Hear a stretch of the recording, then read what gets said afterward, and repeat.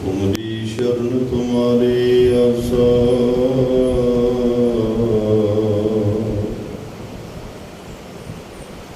तुम ही सजन सोहेले।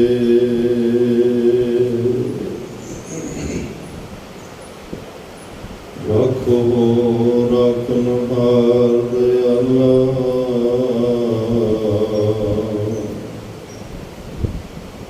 नानक करके बोले कृपा करो दीन के दाते।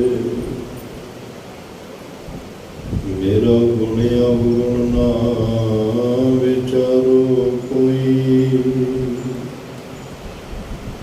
माटी का क्या तुप है स्वामी।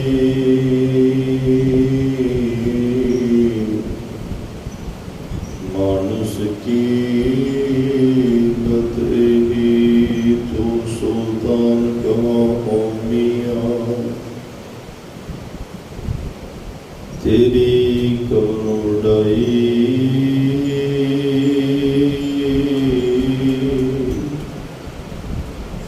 जो तो दे सो कहा स्वामी।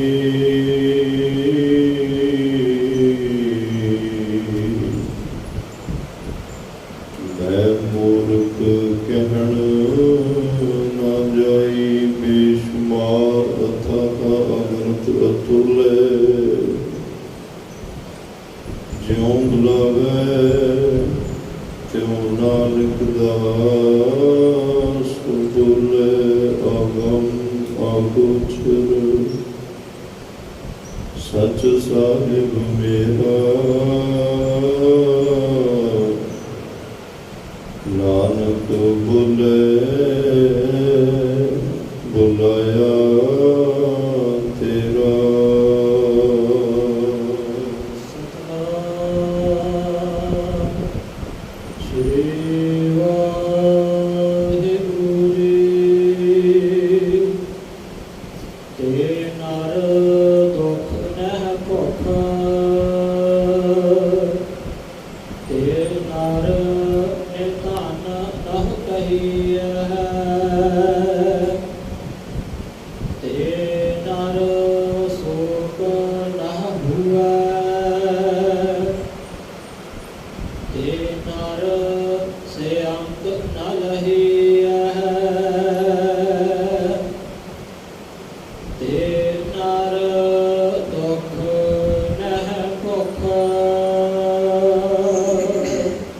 वाहिगुरु जी का खालसा, वाहिगुरु जी की फतेह। परम सत्कार ते सन्मानियो चवर छत्र तखत दे मालिक, जुगो जुग अटल सर्ब सांझी वालता दे पैगंबर, दीन अते दुनी दे राखे, मनुखता दे सांझे रहबर, गुरता गद्दी दे सुभाईमान। धन धन धन साहिब श्री गुरु ग्रंथ साहिब जी महाराज, तिन्हां दी अपार कृपा बख्शिश रहमत दा सदका आप सरबत माई पाई दूर दराडियां तो आकर गुरुद्वारा सिंह शहीदां सुहाना विखे अमृत वेले दे दीवाना दी हाजरी भर रहे हो। वडभागे हो, धनता दे योग को, सतगुरां दी महान बख्शिश हुई। रबी गुरबाणी दे नितनेम आसा जी की वार दे कीर्तन सरवण करन दा सुभाग समा प्राप्त होया। उपरंत चल रही श्री गुरु ग्रंथ साहिब महाराज जी दी लड़ीवार कथा गुर शब्द विचार नाल जुड़न दा सुभाग समा भी आपां सारिआं नूं प्राप्त होया है। आओ इस मिले हुए समय नूं गुरु की महिमा गायन करके गुरबाणी की ब्रह्म विचार नाल जुड़ के सफल करिए। मनुखा जीवन दियां कुछ घड़ियां कुछ पलां नूं सफल करन दा यतन करिए। सतगुरु हर रोज़ सानू जीवन जाच बख्शदे ने। इस मनुखा जीवन की सब तो उत्तम कारज की ने वो दसदे ने। ਇਹ ਜੀਵਨ ਸਫਲ ਕਿਵੇਂ ਹੋਵੇ, ਇਹ ਜੀਵਨ ਸਾਕਾਰਥਕ ਕਿਵੇਂ ਹੋਵੇ, ਪਰਮਾਤਮਾ ਦੇ ਘਰ ਵਿੱਚ ਪ੍ਰਵਾਨ ਕਿਵੇਂ ਹੋਵੇ, ਨਿਜ ਘਰ ਮਹਿਲ ਪਾਵੋ ਸੁਖ ਸਹਿਜੇ ਦਾ ਵਾਸੀ ਕਿਵੇਂ ਬਣੇ। ਹਰ ਰੋਜ਼ ਸਤਿਗੁਰੂ ਰੱਬੀ ਸੁਨੇਹਾ ਸਾਨੂੰ ਬਖਸ਼ਦੇ ਹੈ ਤੇ ਸਾਡਾ ਇਹ ਫਰਜ਼ ਬਣਦਾ ਹੈ ਕਿ ਇਸ ਰੱਬੀ ਸੁਨੇਹੇ ਨੂੰ ਸੁਣ ਕੇ, ਸਮਝ ਕੇ, ਮਨ 'ਚ ਵਸਾ ਕੇ ਤੇ ਇਹਨੂੰ ਕਮਾਈਏ। ਸਾਡੀ ਜੀਵਨ ਜ਼ਿੰਦਗੀ ਦਾ ਆਧਾਰ ਬਣੇ। ਸਾਚਾ ਨਾਮ ਮੇਰਾ ਆਧਾਰੋ, ਇਹ ਨਾਮ ਦੀ ਬਰਕਤ, ਨਾਮ ਦੀ ਬਖਸ਼ਿਸ਼, ਨਾਮ ਦਾ ਸੁਨੇਹਾ, ਇਹ ਸਾਡੇ ਜੀਵਨ ਦਾ ਆਧਾਰ, ਆਸਰਾ ਬਣੇ, ਟੇਕ ਬਣੇ। ਫਿਰ ਅਸੀਂ ਪ੍ਰਮਾਤਮਾ ਦੇ ਘਰ ਤੱਕ ਪਹੁੰਚ ਸਕਦੇ ਹਾਂ। ਸਾਡਾ ਇਹ ਜੀਵਨ ਸਫਲ ਹੋ ਸਕਦਾ ਹੈ। ਭੱਟ ਜਾਲਪ ਜੀ ਦੇ ਮੁਖਾਰਬਿੰਦ ਤੋਂ ਉਚਾਰੇ ਹੋਏ ਇਹ ਪਾਵਨ ਪਵਿੱਤਰ ਸ਼ਬਦ ਜਿਹੜਾ ਆਪ ਜੀ ਨੇ ਪਾਠ ਸਰਵਣ ਕੀਤਾ ਹੈ,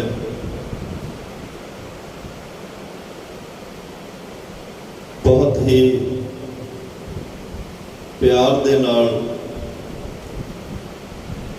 ਉਹਨਾਂ ਗੁਰਮੁਖਾਂ ਦਾ ਉਹਨਾਂ ਨੇ ਜ਼ਿਕਰ ਕੀਤਾ ਹੈ, ਉਹਨਾਂ ਸ਼ਖਸੀਅਤਾਂ ਦਾ ਜ਼ਿਕਰ ਕੀਤਾ ਹੈ ਜਿਨ੍ਹਾਂ ਉੱਤੇ ਧੰਨ ਧੰਨ ਸਾਹਿਬ ਸ੍ਰੀ ਗੁਰੂ ਅਮਰਦਾਸ ਮਹਾਰਾਜ ਦੀ ਬੇਅੰਤ ਪ੍ਰਸੰਨਤਾ ਹੈ। ਕਿਉਂਕਿ ਗੁਰੂ ਦੀ ਬਖਸ਼ਿਸ਼ ਬਿਨਾ, ਗੁਰੂ ਦੀ ਪ੍ਰਸੰਨਤਾ ਬਿਨਾ, ਗੁਰੂ ਦੀ ਸਮਦ੍ਰਿਸ਼ਟੀ ਬਿਨਾ, ਗੁਰੂ ਦੇ ਸੀਸ ਉੱਤੇ ਰੱਬੀ ਰਹਿਮਤਾਂ ਨਾਲ ਪਾਵਨ ਪਵਿੱਤਰ ਹੱਥ ਟਿਕਾਏ ਤੋਂ ਬਿਨਾ ਜਿਸ ਅਵਸਥਾ ਦੀ ਅੱਜ ਉਹਨਾਂ ਗੱਲ ਕੀਤੀ ਹੈ, ਇਹ ਪ੍ਰਾਪਤ ਨਹੀਂ ਹੋ ਸਕਦੀ। ਬਹੁਤ ਉੱਚ ਪਾਏ ਦਾ ਜੀਵਨ, ਬਹੁਤ ਉੱਚੀ ਅਵਸਥਾ ਜਿਸ ਕੋਲ ਹੋਵੇ, ਉਹੀ ਇਹਨਾਂ ਦੇਵੀ ਗੁਣਾਂ ਦਾ ਪਾਤਰ ਹੁੰਦਾ ਹੈ। ਉਹਦੇ ਕੋਲ ਹੀ ਇਹ ਰੱਬੀ ਗੁਣ ਪਰਮਾਤਮਾ ਦੇ ਬਖਸ਼ੇ ਹੋਏ ਹੁੰਦੇ ਹਨ। ਆਓ ਉਹਨਾਂ ਦੇ ਪਾਵਨ ਪਵਿੱਤਰ ਬਚਨਾਂ ਦੀ ਵਿਚਾਰ ਪ੍ਰਾਰੰਭ ਕਰੀਏ। ਮਨ ਚਿੱਤ ਬਿਰਤੀਆਂ ਇਕਾਗਰ ਕਰਕੇ ਬੈਠਣ ਦਾ ਯਤਨ ਕਰੀਏ। ਹਮੇਸ਼ਾ ਜਦੋਂ ਵੀ ਗੁਰੂ ਚਰਨਾਂ 'ਚ ਬੈਠਣਾ ਹੈ, ਕਥਾ ਸਰਵਣ ਕਰਨੀ ਹੈ, ਉਦੋਂ ਇਹੀ ਆਪਣੇ ਆਪ ਨੂੰ, ਮਨ ਨੂੰ ਕਹਿਣਾ ਕਿ ਇਹ ਜੋ ਉਪਦੇਸ਼ ਹੈ ਮੇਰੇ ਲਈ ਹੈ। ਇਹ ਉਪਦੇਸ਼ ਸਤਿਗੁਰੂ ਮੈਨੂੰ ਬਖਸ਼ ਰਹੇ ਨੇ। ਇਹ ਜੋ ਕੁਝ ਗੁਰੂ ਸਾਹਿਬ ਕਹਿ ਰਹੇ ਨੇ, ਇਹ ਸਾਰਾ ਕੁਝ ਮੇਰੇ ਲਈ ਹੈ। ਜਦੋਂ ਇਹ ਭਾਵਨਾ ਬਣੇਗੀ, ਫਿਰ ਹੀ ਜ਼ਿੰਦਗੀ ਵਿੱਚ ਕੋਈ ਨਾ ਕੋਈ ਚੇਂਜ ਆਏਗਾ, ਕੋਈ ਤਬਾਦਲਾ ਆਏਗਾ। ਜੇ ਇਹੀ ਸੋਚਦੇ ਰਹੇ ਵੀ ਜਿਹੜੇ ਕਥਾ ਕਰ ਰਹੇ ਆ ਸ਼ਾਇਦ ਉਹਨਾਂ ਲਈ ਹੋਏਗਾ ਜਾਂ ਕਿਸੇ ਲਈ ਹੋਰ ਹੋਏਗਾ, ਫਿਰ ਨਹੀਂ ਗੱਲ ਬਣਨੀ। ਜਦੋਂ ਇਸ ਗੱਲ ਦੀ ਸਮਝ ਲੱਗ ਗਈ ਕਿ ਇਹ ਇੱਕ ਇੱਕ ਬਚਨ ਉਪਦੇਸ਼ ਜੋ ਗੁਰੂ ਸਾਹਿਬ ਨੇ ਬਖਸ਼ਿਆ, ਇਹ ਮੇਰੇ ਜੀਵਨ ਦੇ ਭਲੇ ਹਿੱਤ ਹੈ, ਮੇਰੇ ਜੀਵ ਆਤਮਾ ਦੇ ਭਲੇ ਵਾਸਤੇ ਹੈ। ਸਤਿਗੁਰੂ ਮੇਰਾ ਭਲਾ ਕਰਨਾ ਚਾਹੁੰਦੇ ਨੇ, ਮਨੁੱਖਾ ਜੀਵਨ ਸਫਲ ਕਰਨਾ ਚਾਹੁੰਦੇ ਨੇ, ਮੈਨੂੰ ਨਿਖਿਧ ਜੁਨਾ ਤੋਂ ਬਚਾਉਣਾ ਚਾਹੁੰਦੇ ਨੇ। ਤਾਂ ਜਦੋਂ ਇਸ ਗੱਲਾਂ ਦੀ ਸਮਝ ਆਉਂਦੀ ਹੈ, ਫਿਰ ਇੱਕ ਇੱਕ ਬਚਨ ਸਾਡੇ ਹਿਰਦੇ ਦੇ ਅੰਦਰ ਵਸ ਜਾਂਦਾ ਹੈ ਤੇ ਸਤਿਗੁਰੂ ਦੀ ਕਿਰਪਾ ਨਾਲ ਜਗਿਆਸੂ ਫਿਰ ਉਹਨਾਂ ਬਚਨਾਂ ਨੂੰ ਸੁਣ ਕੇ, ਮੰਨ ਕੇ ਕਮਾਉਣ ਵਾਲੇ ਰਸਤੇ ਤੇ ਵੀ ਚੱਲ ਪੈਂਦਾ। ਜਿਹਨੂੰ ਕਮਾਉਂਦੇ ਆ, ਧਿਆਉਂਦੇ ਆ, ਸਤਿਗੁਰੂ ਦੀ ਬਖਸ਼ਿਸ਼ ਨਾਲ ਇੱਕ ਦਿਨ ਗੁਰੂ ਨਾਲ ਨੇੜਤਾ ਬਣਨੀ ਸ਼ੁਰੂ ਹੋ ਜਾਂਦੀ ਹੈ। ਵਿਕਾਰਾਂ ਤੋਂ ਖਹਿੜਾ ਛੁੱਟ ਜਾਂਦਾ ਹੈ, ਹਉਮੈ ਤੋਂ ਖਹਿੜਾ ਛੁੱਟ ਜਾਂਦਾ ਹੈ। ਜਿਹੜੇ ਵਿਕਾਰ, ਜਿਹੜੀਆਂ ਤ੍ਰਿਸ਼ਨਾਵਾਂ, ਵਾਸ਼ਨਾਵਾਂ ਨੇ ਗੁਰੂ ਦੇ ਨੇੜੇ ਨਹੀਂ ਆਉਣ ਦਿੱਤਾ, ਜਿਨ੍ਹਾਂ ਵਾਸ਼ਨਾਵਾਂ ਦੇ ਪਰਦੇ ਨੇ ਗੁਰੂ ਅੰਦਰ ਬੈਠਾ ਪਰਮਾਤਮਾ ਨਜ਼ਰ ਨਹੀਂ ਆਉਣ ਦਿੱਤਾ, ਸਤਿਗੁਰੂ ਦੀ ਕਿਰਪਾ ਨਾਲ ਫਿਰ ਇਹ ਸਾਰੀਆਂ ਵਿਕਾਰਾਂ ਦੀਆਂ ਹਰਕਤਾਂ ਜਿਹੜੀਆਂ ਇਹ ਮੱਧਮ ਪੈ ਜਾਂਦੀਆਂ ਨੇ। ਗੁਰੂ ਦੀ ਬਖਸ਼ਿਸ਼ ਜਿਹੜੀ ਹੈ ਉਹ ਵਰਤਣ ਲੱਗ ਪੈਂਦੀ ਹੈ। ਗੁਰੂ ਦੀ ਬਖਸ਼ਿਸ਼ ਨਾਲ ਇਨਸਾਨ ਇੱਕ ਦਿਨ ਪਰਮਾਤਮਾ ਵਿੱਚ ਅਭੇਦ ਹੋ ਜਾਂਦਾ ਹੈ। ਉਸ ਅਕਾਲ ਪੁਰਖ ਵਾਹਿਗੁਰੂ ਦਾ ਸਰੂਪ ਬਣ ਜਾਂਦਾ ਹੈ, ਜੀਵਨ ਮੁਕਤ ਹੋ ਜਾਂਦਾ ਹੈ। ਜਿਉਂਦੇ ਜੀ ਨੂੰ ਉਸ ਪਰਮ ਪਦਵੀ ਦੀ ਪ੍ਰਾਪਤੀ ਹੋ ਜਾਂਦੀ ਹੈ। ਸੋ ਆਓ ਉਹਨਾਂ ਪਾਵਨ ਪਵਿੱਤਰ ਬਚਨਾਂ ਦੇ ਭੱਟ ਸਾਹਿਬਾਨਾਂ ਦੀ ਰਸਨਾ ਤੋਂ ਉਚਾਰਨ ਕੀਤੇ ਹੋਏ ਧੰਨ ਧੰਨ ਸਾਹਿਬ ਸ੍ਰੀ ਗੁਰੂ ਅਮਰਦਾਸ ਮਹਾਰਾਜ ਦੀ ਉਸਤਤ ਵਿੱਚ ਇਹ ਪਾਵਨ ਸਵਈਏ ਉਸ ਵਿਚਾਰ ਨਾਲ ਜੁੜੀਏ। ਕੀ ਉਪਦੇਸ਼ ਦੇ ਰਹੇ ਹਨ, ਪਿਆਰ ਨਾਲ ਸਰਵਣ ਕਰੋ ਜੀ। ਤੇ ਨਰ ਦੁਖ ਨਹਿ ਭੁਖ, ਤੇ ਨਰ ਨਿਧਨ ਨਹੁ ਕਹੀਐ। ਤੇ ਨਰ ਦੁਖ ਨਹਿ ਭੁਖ, ਉਸ ਮਨੁੱਖ ਨੂੰ ਨਾ ਕੋਈ ਭੁੱਖ ਹੈ ਤੇ ਨਾ ਕੋਈ ਦੁੱਖ ਹੈ। ਇਹਦੇ ਅਰਥ ਇਹ ਵੀ ਕੀਤੇ ਆ ਕਿ ਉਹਨਾਂ ਨੂੰ, ਉਸ ਮਨੁੱਖ ਨੂੰ ਭੁੱਖ ਦਾ ਦੁੱਖ ਨਹੀਂ ਹੈ। ਦੁੱਖ ਤਾਂ ਦੁੱਖ ਹੈ ਹੀ, ਭੁੱਖ ਵੀ ਆਪਣੇ ਆਪ ਵਿੱਚ ਦੁੱਖ ਹੈ। ਤੇ ਨਰ ਨੇ ਧਨ ਨਹੁ ਕਹੀਓ, ਉਸ ਮਨੁੱਖ ਨੂੰ, ਉਹਨਾਂ ਮਨੁੱਖਾਂ ਨੂੰ ਨਿਰਧਨ ਗਰੀਬ ਨਾ ਕਹੋ। ਕਿੰਨਾਂ ਨੂੰ? ਉਹਨਾਂ ਦਾ ਜ਼ਿਕਰ ਅਖੀਰਲੀ ਤੁਕ ਵਿੱਚ ਆਏਗਾ, ਜਿਨ੍ਹਾਂ ਦਾ ਜ਼ਿਕਰ ਇਹਨਾਂ ਤੁਕਾਂ ਵਿੱਚ ਕੀਤਾ ਗਿਆ ਹੈ। ਪਹਿਲੀ ਜਿਹੜੀ ਪੰਕਤੀ ਹੈ ਇਹ ਕੁਛ ਧਿਆਨ ਮੰਗਦੀ ਹੈ। ਤੇ ਨਰ ਦੁੱਖ ਨਹਿ ਭੁੱਖ, ਉਹਨਾਂ ਮਨੁੱਖਾਂ ਨੂੰ ਨਾ ਕੋਈ ਦੁੱਖ ਹੈ ਤੇ ਨਾ ਕੋਈ ਭੁੱਖ ਹੈ। ਕਿਉਂਕਿ ਜ਼ਿੰਦਗੀ ਵਿੱਚ ਦੁੱਖ ਵੀ ਬਹੁਤ ਨੇ ਤੇ ਭੁੱਖਾਂ ਵੀ ਬਹੁਤ ਨੇ। ਵੈਸੇ ਦੋ ਤਰ੍ਹਾਂ ਦੀ ਭੁੱਖ ਹੈ, ਇੱਕ ਮਨ ਦੀ ਭੁੱਖ ਹੈ ਤੇ ਇੱਕ ਤਨ ਦੀ ਭੁੱਖ ਹੈ। ਤਨ ਦੀ ਭੁੱਖ ਦੇ ਇੰਤਜ਼ਾਮ ਇਨਸਾਨ ਨੇ ਬੜੇ ਕਰ ਲਏ, ਬੜੇ ਤਰੀਕੇ ਨੇ, ਬੜੇ ਪਦਾਰਥ ਨੇ ਤਨ ਦੀ ਭੁੱਖ ਮਿਟਾਉਣ ਵਾਸਤੇ। ਬਲਕਿ ਇੱਕ ਵਾਰ ਨਹੀਂ, ਦਿਨ ਵਿੱਚ ਜਿੰਨੇ ਵਾਰ ਭੁੱਖ ਲੱਗੇ ਉਨੇ ਵਾਰ ਸਾਡੇ ਕੋਲ ਪ੍ਰਬੰਧ ਹੈ। ਜਿਹੋ ਜੀ ਭੁੱਖ ਲੱਗੀ ਉਹ ਜਿਹੇ ਪ੍ਰਬੰਧ ਵੀ ਨੇ। ਤਨ ਦੀਆਂ ਭੁੱਖਾਂ ਮਿਟਾਉਣ ਵਾਸਤੇ ਬੜੇ ਇੰਤਜ਼ਾਮ ਕੀਤੇ ਗਏ, ਬੜੇ ਪ੍ਰਬੰਧ ਹੋਏ ਤੇ ਉਹ ਸਫਲ ਵੀ ਹੋਏ। ਪਰ ਇਸ ਭੁੱਖ ਵਿੱਚ ਕਮੀ ਇਹ ਹੈ ਕਿ ਰਾਤ ਨੂੰ ਪੇਟ ਭਰ ਖਾਣਾ ਖਾ ਕੇ ਸੌਂ ਜਾਓ, ਸਵੇਰ ਨੂੰ ਫਿਰ ਭੁੱਖ ਲੱਗ ਜਾਂਦੀ ਹੈ। ਸਵੇਰੇ ਪ੍ਰਸ਼ਾਦਾ ਛਕੋ, ਦੁਪਹਿਰ ਨੂੰ ਫਿਰ ਲੱਗ ਜਾਂਦੀ ਹੈ, ਦੁਪਹਿਰੇ ਛਕੋ, ਸ਼ਾਮ ਨੂੰ ਫਿਰ ਲੱਗ ਜਾਂਦੀ ਹੈ। ਚਲੋ ਇਹ ਪਰਮਾਤਮਾ ਦਾ, ਕੁਦਰਤ ਦਾ ਨੇਮ ਹੈ, ਨਿਯਮ ਹੈ। ਤਾਂ ਹੀ ਕਬੀਰ ਸਾਹਿਬ ਨੇ ਕਿਹਾ ਸੀ, ਭੁੱਖੇ ਭਗਤ ਨਾ ਕੀਜੈ, ਯਹ ਮਾਲਾ ਆਪਣੀ ਲੀਜੈ। ਭੁੱਖਾ ਬੰਦਾ ਕੋਈ ਰੱਬ ਦੀ ਭਗਤੀ ਨਹੀਂ ਕਰ ਸਕਦਾ। ਮਹਾਤਮਾ ਬੁੱਧ ਦੇ ਚੇਲੇ ਹੋਏ ਨੇ ਭਾਈ ਆਨੰਦ ਜੀ। ਉਹਨਾਂ ਇੱਕ ਦਿਨ ਮਹਾਤਮਾ ਬੁੱਧ ਨੂੰ ਕਿਹਾ, ਜੀ ਜਦੋਂ ਤੁਸੀਂ ਕਥਾ ਕਰਦੇ ਹੋ ਲੋਕ ਬੜਾ ਟਿਕ ਕੇ ਸੁਣਦੇ ਆ, ਪਰ ਜਦੋਂ ਮੈਂ ਕਥਾ ਕਰਦਾ ਕਿਸੇ ਦਾ ਧਿਆਨ ਨਹੀਂ ਟਿਕਦਾ। ਕੋਈ ਇੱਧਰ ਵੇਖ ਰਿਹਾ, ਕੋਈ ਉੱਧਰ ਵੇਖ ਰਿਹਾ, ਕੋਈ ਆ ਰਿਹਾ, ਕੋਈ ਜਾ ਰਿਹਾ, ਇਕਾਗਰਤਾ ਨਹੀਂ। ਮਹਾਤਮਾ ਬੁੱਧ ਜੀ ਨੇ ਕਿਹਾ, ਆਨੰਦ ਕੱਲ ਜਦੋਂ ਕਥਾ ਕਰੇਗਾ, ਕਥਾ ਤੋਂ ਪਹਿਲਾਂ ਸਾਰਿਆਂ ਲਈ ਭੋਜਨ ਥਾਲ, ਜਿਹੜਾ ਭੋਜਨ ਦਾ ਥਾਲ ਪਰੋਸ ਕੇ ਆਉਣ ਲੱਗਿਆ ਸਾਰਿਆਂ ਨੂੰ ਭੋਜਨ ਛਕਾਈ। ਭੋਜਨ ਛਕਾ ਕੇ ਤ੍ਰਿਪਤ ਕਰਕੇ ਜਦੋਂ ਉਹ ਬੈਠਣਗੇ ਫਿਰ ਉਹ ਤੇਰੀ ਕਥਾ ਵੀ ਧਿਆਨ ਨਾਲ ਸੁਣਨਗੇ। ਭਾਈ ਆਨੰਦ ਜੀ ਨੇ ਉਸੇ ਤਰ੍ਹਾਂ ਕੀਤਾ। ਅਗਲੇ ਦਿਨ ਉਹਨਾਂ ਦੇ ਜਿਹੜੇ ਭਿਕਸ਼ੂ ਨੇ ਇਹ, ਉਹਨਾਂ ਨੂੰ ਪਹਿਲਾਂ ਥਾਲ ਪਰੋਸੇ ਗਏ, ਪ੍ਰਸ਼ਾਦ ਛਕਾਏ ਗਏ।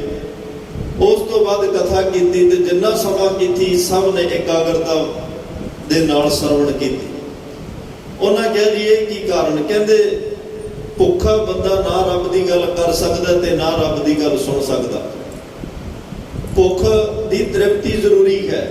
ਤਾਂ ਹੀ ਗੁਰੂ ਨਾਨਕ ਸਾਹਿਬ ਪਾਤਸ਼ਾਹ ਨੇ ਉਦਾਸੀਆਂ ਦੀ ਆਰੰਭਤਾ ਤੋਂ ਪਹਿਲਾਂ ਭੁੱਖਿਆਂ ਨੂੰ ਪ੍ਰਸ਼ਾਦਾ ਛਕਾ ਕੇ ਫਿਰ ਉਹਨਾਂ ਨੂੰ ਰੱਬ ਦੀ ਗੱਲ ਸਮਝਾਈ। ਮਹਾਰਾਜ ਨੂੰ ਪਤਾ ਸੀ ਭੁੱਖ ਇਸ ਮਨੁੱਖ ਦੀ ਵੱਡੀ ਲੋੜ ਹੈ, ਸਰੀਰ ਦੀ ਵੱਡੀ ਲੋੜ ਹੈ। ਜੇ ਹੁਣ ਇਹਦੇ ਅੱਗੇ ਗੱਲ ਕਰਾਂਗਾ ਇਹਨੂੰ ਕਿਸੇ ਗੱਲ ਦੀ ਸਮਝ ਨਹੀਂ ਆਉਣੀ, ਤਾਂ ਉਸ ਤੋਂ ਪਹਿਲਾਂ ਉਹਨਾਂ ਦੀ ਭੁੱਖ ਜਿਹੜੀ ਉਹ ਖਤਮ ਕੀਤੀ ਗਈ। ਭੁੱਖ ਦੀ ਤ੍ਰਿਪਤੀ ਲਈ ਪ੍ਰਸ਼ਾਦਾ ਛਕਾਇਆ ਗਿਆ, ਭੋਜਨ ਛਕਾਇਆ ਗਿਆ, ਔਰ ਅੱਗੇ ਵਾਸਤੇ ਜਾਚ ਵੀ ਸਿਖਾਈ ਕਿ ਇਹ ਪ੍ਰਸ਼ਾਦਾ ਤੁਸੀਂ ਹੁਣ ਹਰ ਰੋਜ਼ ਕਿਵੇਂ ਛਕਣਾ ਹੈ। ਵਿਹਲੇ ਬੈਠ ਕੇ ਨਹੀਂ, ਕਿਰਤ ਸ਼ੁਰੂ ਕਰੋ। ਕਿਰਤੀ ਇਨਸਾਨ ਕਦੇ ਕਿਸੇ ਦਾ ਮੁਹਤਾਜ ਨਹੀਂ ਹੁੰਦਾ। ਕਿਰਤੀ ਇਨਸਾਨ ਕਦੇ ਭੁੱਖਾ ਨਹੀਂ ਰਹਿੰਦਾ। ਕਿਰਤੀ ਕਦੇ ਗਰੀਬ ਨਹੀਂ ਰਹਿੰਦਾ। ਕਿਰਤੀ ਕਿਸੇ ਦੇ ਹੱਥਾਂ ਵੱਲ ਨਹੀਂ ਵੇਖਦਾ। ਆਪਣੀ ਦਸਾਂ ਨੌਹਾਂ ਦੀ ਕਿਰਤ ਕਰੋ। ਜਿਨ੍ਹਾਂ ਮਾਪਿਆਂ ਤੁਹਾਨੂੰ ਜਨਮ ਦਿੱਤਾ ਉਹਨਾਂ ਦੇ ਬੜੇ ਅਰਮਾਨ ਨੇ, ਤੁਹਾਡੇ ਤੇ ਬੜੀਆਂ ਟੇਕਾਂ, ਆਸਾਂ, ਉਮੀਦਾਂ ਨੇ। ਤੁਸੀਂ, ਤੁਹਾਡੇ ਇੰਨੇ ਨਰੋਏ ਸਰੀਰ ਨੇ, ਇੰਨੇ ਵੱਡੇ ਕੱਦ ਕਾਠ ਸਰੀਰ ਨੇ, ਕੋਈ ਅਰੋਗ ਸਰੀਰ ਨੇ। ਤੁਸੀਂ ਇਹਨਾਂ ਨੂੰ ਕਿਰਤ ਵਿਰਤ ਦੇ ਵਿੱਚ ਲਾ ਕੇ ਨਾਲ ਨਾਲ ਆਪਣਾ ਧਰਮ ਕਮਾਓ, ਨਾਲ ਆਪਣੇ ਤਨ ਦੀ ਭੁੱਖ ਵੀ ਖਤਮ ਕਰੋ। ਸੁਬਾਹ ਸ਼ਾਮ ਰੱਬ ਦਾ ਨਾਮ ਜਪ ਕੇ ਮਨ ਦੀ ਭੁੱਖ ਵੀ ਖਤਮ ਕਰੋ। ਪਰ ਸਤਿਗੁਰੂ ਪਾਤਸ਼ਾਹ ਕਹਿੰਦੇ ਆ ਤਨ ਦੀ ਭੁੱਖ ਦੇ ਇੰਤਜ਼ਾਮ ਬਹੁਤ ਨੇ। ਕਿਤੇ ਨਾ ਕਿਤੇ ਬੰਦਾ ਕਹਿ ਦਿੰਦਾ ਵੀ ਰੱਜ ਕੇ ਬਸ ਹੋਰ ਹੁਣ ਕੁਛ ਨਹੀਂ ਚਾਹੀਦਾ, ਪਰ ਇੱਥੇ ਤਨ ਦੇ ਭੁੱਖਿਆਂ ਦੀ ਗਿਣਤੀ ਥੋੜੀ ਹੈ, ਸੰਸਾਰ ਵਿੱਚ ਮਨ ਦੇ ਭੁੱਖਿਆਂ ਦੀ ਗਿਣਤੀ ਜ਼ਿਆਦਾ ਹੈ। ਮਨ ਦੇ ਭੁੱਖਿਆਂ ਲਈ ਤਾਂ ਪਾਤਸ਼ਾਹ ਨੇ ਇਹ ਵੀ ਕਹਿ ਦਿੱਤਾ, ਭੁੱਖਿਆਂ ਭੁੱਖ ਨਾ ਉਤਰੀ ਜੇ ਬੰਨਾ ਪੁਰੀਆਂ ਭਾਰ। ਭੁੱਖਿਆਂ ਦੀ ਭੁੱਖ ਨਹੀਂ ਖਤਮ ਹੋਈ ਭਾਵੇਂ ਪੁਰੀਆਂ ਦੇ ਭਾਰ ਬੰਨ ਲਏ।